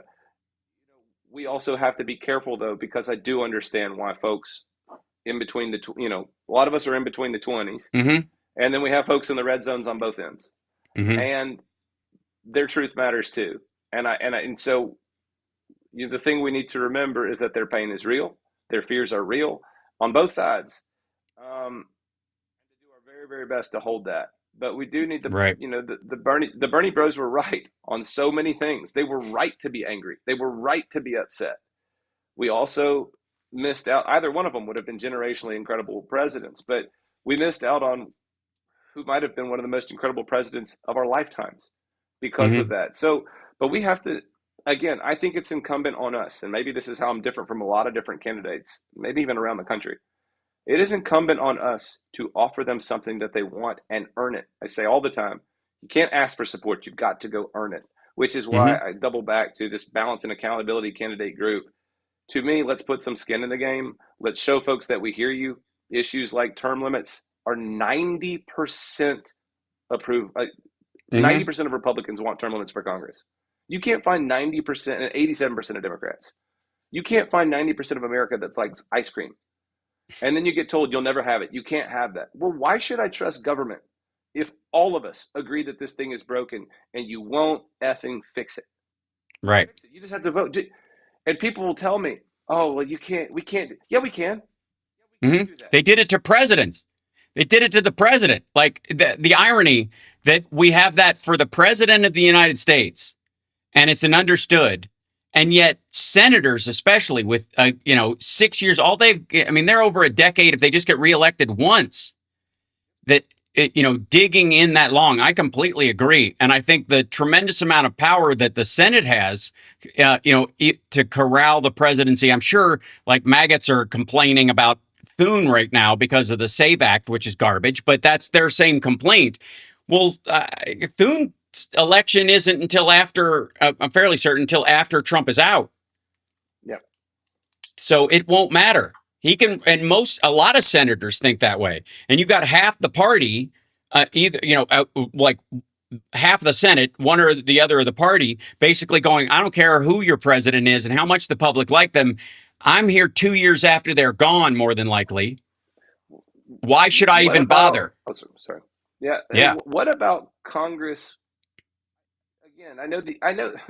I hope that they don't come across as platitudes. I also don't think this is a panacea. But what I do think is it's something to put on the altar. What and meaning I think because I think our party has an opportunity, and that's really how Hmm. I see it. I believe in these principles completely from this group that we've started, this Take Back Congress group, but I also see them as strategy. Okay.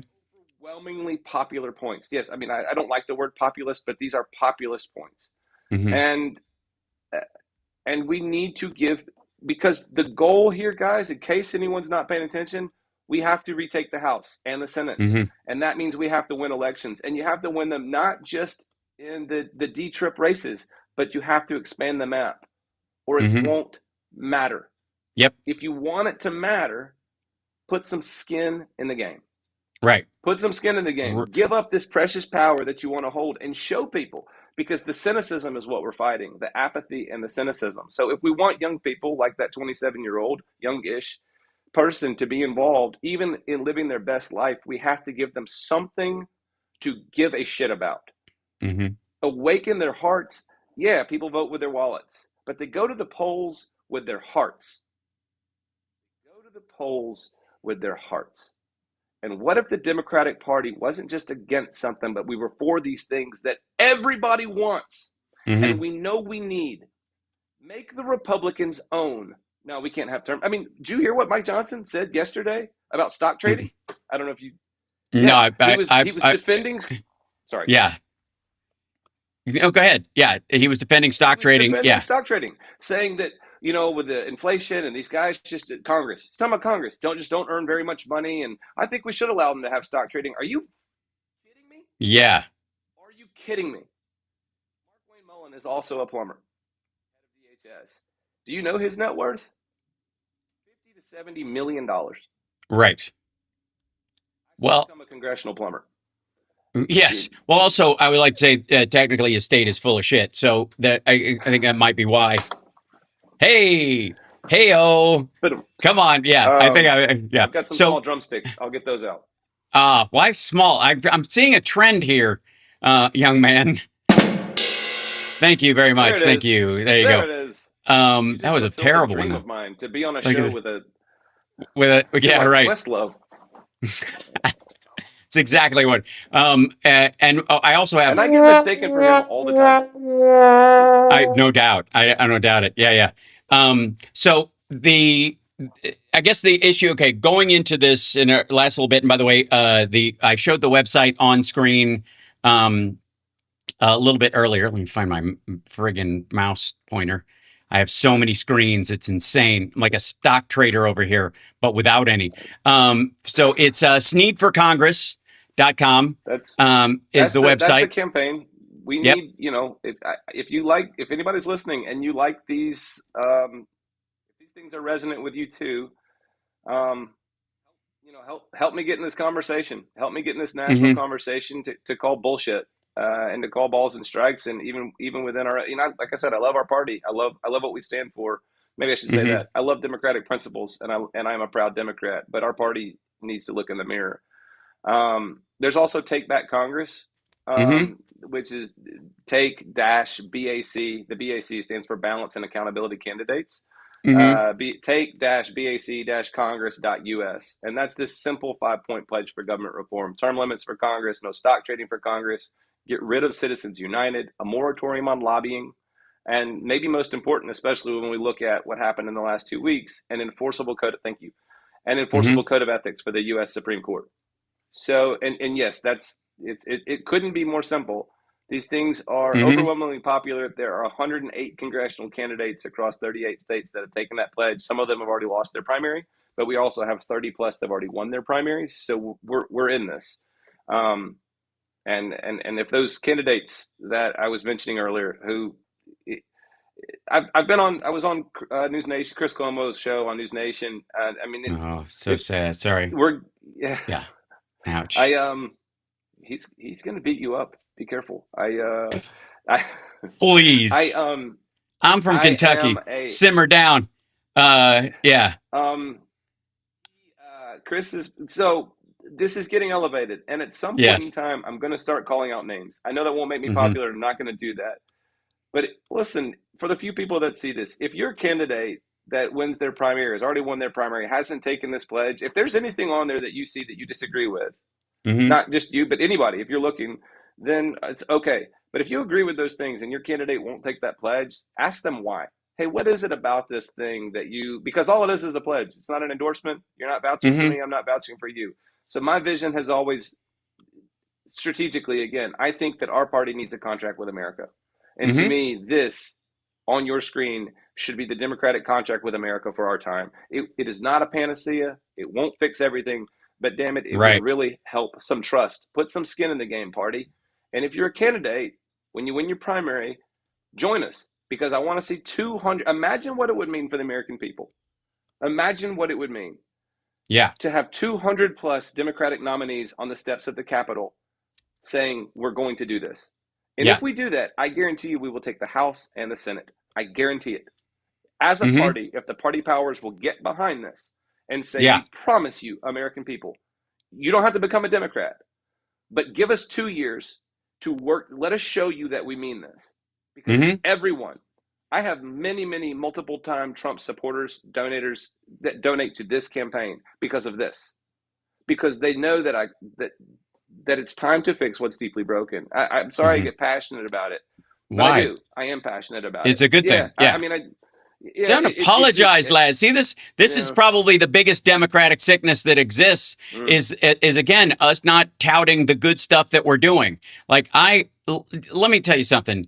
As you know, when they call Trump a narcissist, it makes me particularly annoyed because as a narcissist, I don't want to be associated with him. But let me tell you something about the power of give it a bad ego. name to narcissist everywhere. Absolutely, yes. It ruins it for everybody. Let me tell you something that and you know this, and that in especially in my industry, a healthy and robust ego is a necessity just to deal with the rejection in Hollywood Yeah. and try like just getting through the normal fire of just making it in any way. That's why I call the 90s the Sisyphus years, but I kept rolling Mm-hmm. that rock up there. I don't care. And even my dad was like, maybe you need a construction job, just come home, you'll be fine or whatever. And I was like, nope, this is who I am. It's not what I do. And the same thing is true of service. That's why I view my art as a service, but it's Yeah. also what I think being Yes. in office should be, right? And so the idea that you would come in and say, look, we're in Congress, I'm running for office, and I want to limit on my time in if I'm in the Congress, 6 2-year terms, which is 12 years. And then, of course, Senate, same thing. So Senate and House members would have the same amount of time in office as each other, maximum. They could max out 12 and 12. at 12 years. That's it. And Overturning if you can't Citizens be United. done in 24 years, you shouldn't have been elected in the first place. And I Well, don't mean accomplish all your goals. And I mean, yeah. if you're not the type of person that will turn it over, I'm sorry. I know we're close on time. Let me shut up. Let you talk. No, it's okay. The Overturned Citizens United, I think, will be an updated part of this because as soon as this happens, there will be another, what it'll really be, plus crypto donations. Totally. Any opaque donations at all, Yep. like Totally. a sunshine law on donations will be Yep. attached Love to it. this Citizens United as well. Moratorium on lobbying, I think most people are for as well.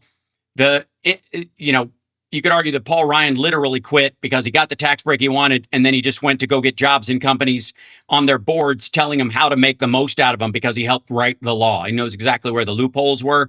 That's where you hit him with that. Walk out the front door, walk in the back.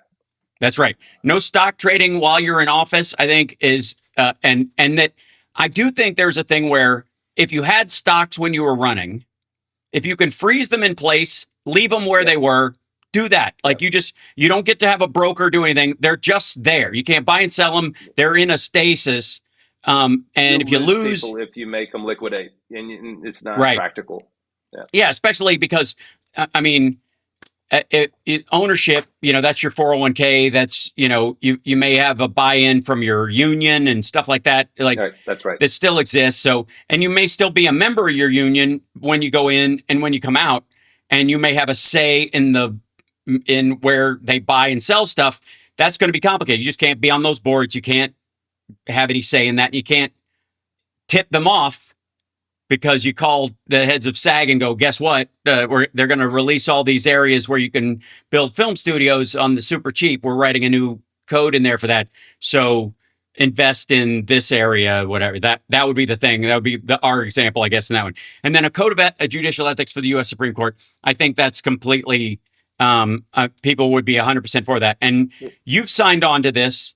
There are, how many I people have started signed? it. So Oh, you I started. started this group. I founded this group. We've got 108 folks that have taken the pledge. I mean, you just keep. I mean, literally from Alaska to Maine. Jordan Wood, that was on There the he ground is. floor of Citizens United. They're just incredible. We've got mayors and state house reps, and about half of that group almost are veterans. Right. There's Corey. You just passed Corey, but it just keeps. Oh, These are yeah. great folks. These are like, Mm-hmm. everybody says they want authentic. If you want authentic, look up these candidates. They are, and we don't call it an endorsement. There's too many clubs right now anyway, Right. but those folks believe in this. And again, if your candidate won't take that pledge, and if you're tracking certain high profile candidates, let me tell you, they won't yet. Mm-hmm. Like to be, uh, I, That's I'm very okay. No, no, disappointed no. in it. I, I'm, No, no, no. I, That's I'm, all right. I get it. I don't want to. We need their leadership. Mm-hmm. We need their attention because these things matter. And until we are willing to put our skin in the game as a party, it's not just Republican corruption; it's corruption. It's like a Mm-hmm. shutdown. It's corruption in general. So why don't we do what we can to fix our own house? Lead with Mm-hmm. this. And what we've done, we've taken a complete pledge. We've been together. We've already been in D.C. For our first meeting. I'll be back again soon for some more meetings. Um, what we say right now, this is a Democrat coalition. It's only Democrats that are invited in. But when we get to Congress, if it's 2 of us or 20 of us that actually get elected, we will start the Balance and Accountability Caucus, and it will be open to all immediately, bipartisan. Mm-hmm. But again, this to me needs to be our democratic contract with America for this cycle. If we address the distrust and the apathy and the lack of hope, we can get a 2008 level of turnout and engagement. And if you want folks to hope again, it can't just be, and eventually Trump will die. We have Mm-hmm. to offer something that people want, and they want this. I know Mm-hmm. it because I talk to people that are in 38 states. I keep saying, but it's not just anecdotal at this point. Yep. This message resonates. It's how I outraised Dale Strong Q4 of last year, 100% on individual contributions, and to 75% of his money coming in from corporations. I still outraised him I, I because people want this. I think the big takeaway, especially from my viewers and stuff, is to reinforce something and be very specific Yep. about this. You came up with this. You founded it. These are the standards. They are incredibly popular amongst rank and file Democrats and broadly popular amongst the American public. These are, obvious things. There's a little bit of overlap even on Yes. some of the Republicans that centrist Republicans who believe in fiscal responsibility and like, especially the no stock trading zone of things. Everybody who shits on Nancy Pelosi all the time, which is this constant running theme with them, should be on board in theory with that one right That's there. right. That would solve it, right? And I think crucial, especially after this president, and the accountability part of this would be going That's after it. Trump's finagling and his crooked crypto stuff, which is going to collapse on its own again if he lives to Yep. his term out, which is Yep. also a big question. But we got to make sure that the next one and the next one after that, and even Democrats who might mean ill or take advantage of it, don't have the Yep. ability to take advantage of That's things right. that way. This So, this is yeah. the real drain the swamp. Hmm. And I know it's not a panacea. There's so much to add to it, but it's a start. We're talking about starting a caucus. Um, Hmm.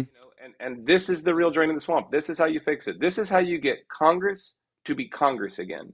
And that everybody that wants to bitch about Donald Trump, if we had Congress being Congress, he would only be a colossal narcissistic pain in the ass. Oh, sorry, my bad. He if Congress was going to be Congress, and if we had the courts being the courts, we wouldn't be in this. So balance, BAC, balance of power, accountability to the people, and the Constitution. That's what it's supposed to be about. Representative government. People want it. We should give it to them if we mean it. Or, I'll quote Chris Cuomo, or you're not a real one.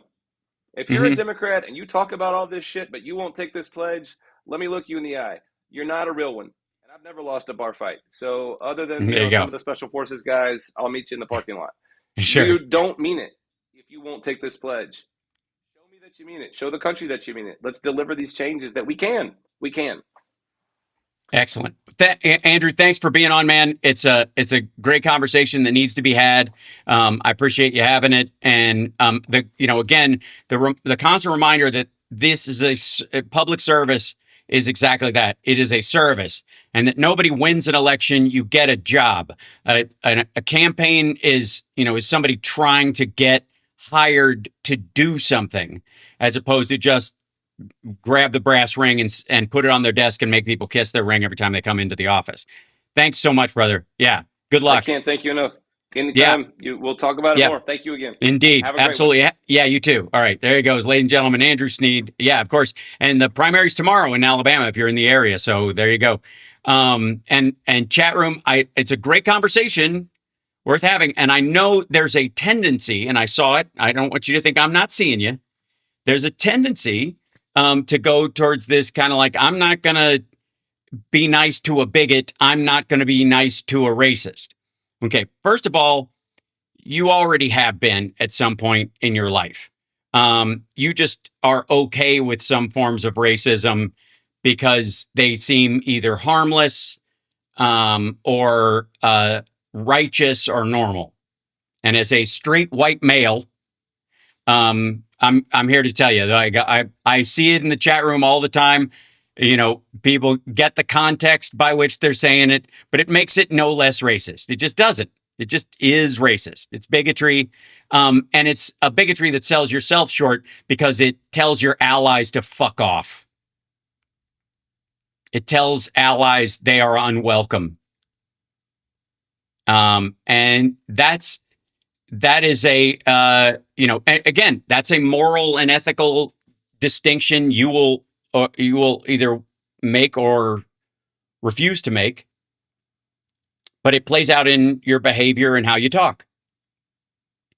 You're being nice to the mag in the chat, nicer than you were to Andrew. But the point is, there's a crucial aspect to this, that either racism and bigotry and sexism are wrong, or they're not, and it's just really about who gets to wield them. And if you want to, give the Tucker Carlsons of the world plenty of libs of TikTok shit to talk about, then you can pretend there's a double standard and move on. But a big tent involves people who aren't going to agree with you on everything. And your goal should be to bring them into agreement, not fight them off. And if you fail to, understand that you're not always talking to the person that's directly in front of you. You're talking to the person just over their shoulder. They may be the one that's reachable. The person arguing with you may not. It may be a pointless exercise to try and convince them. But if your argument is convincing, there are people just over their shoulder, just past them, that will go, you know what? The guy who was arguing my point lost and wasn't being fair and wasn't telling the truth. And rather than just enjoying the dunking of the whole thing, I've got to look at this, in terms of the reality. So anyways, you guys are awesome. I will see you guys later this afternoon. It was a great show today. Thank you, Andrea, for helping set that up.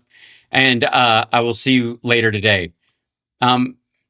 Contemplate what I'm trying to tell you, if you don't mind, because I think it's kind of crucial, don't you? That this idea that, like, we're never going to be short on enemies. Okay? There are always plenty of enemies to go around. So don't try to make any more than you have to. Yes, I gave you homework. Son of a bitch.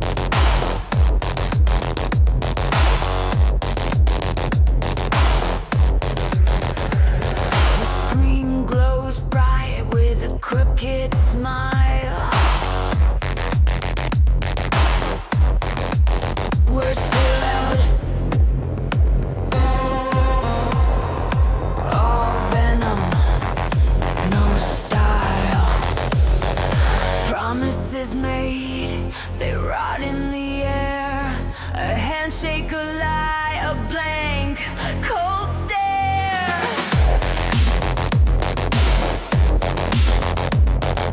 Puppets dance, the strings are tight. Shadows whisper in the dead of night.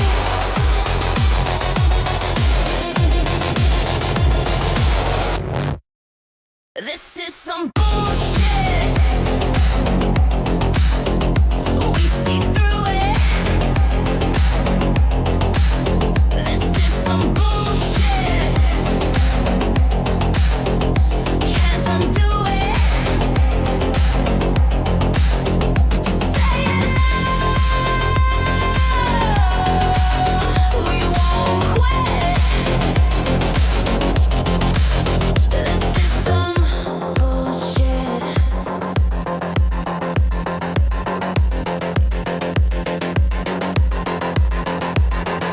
Paper thin truths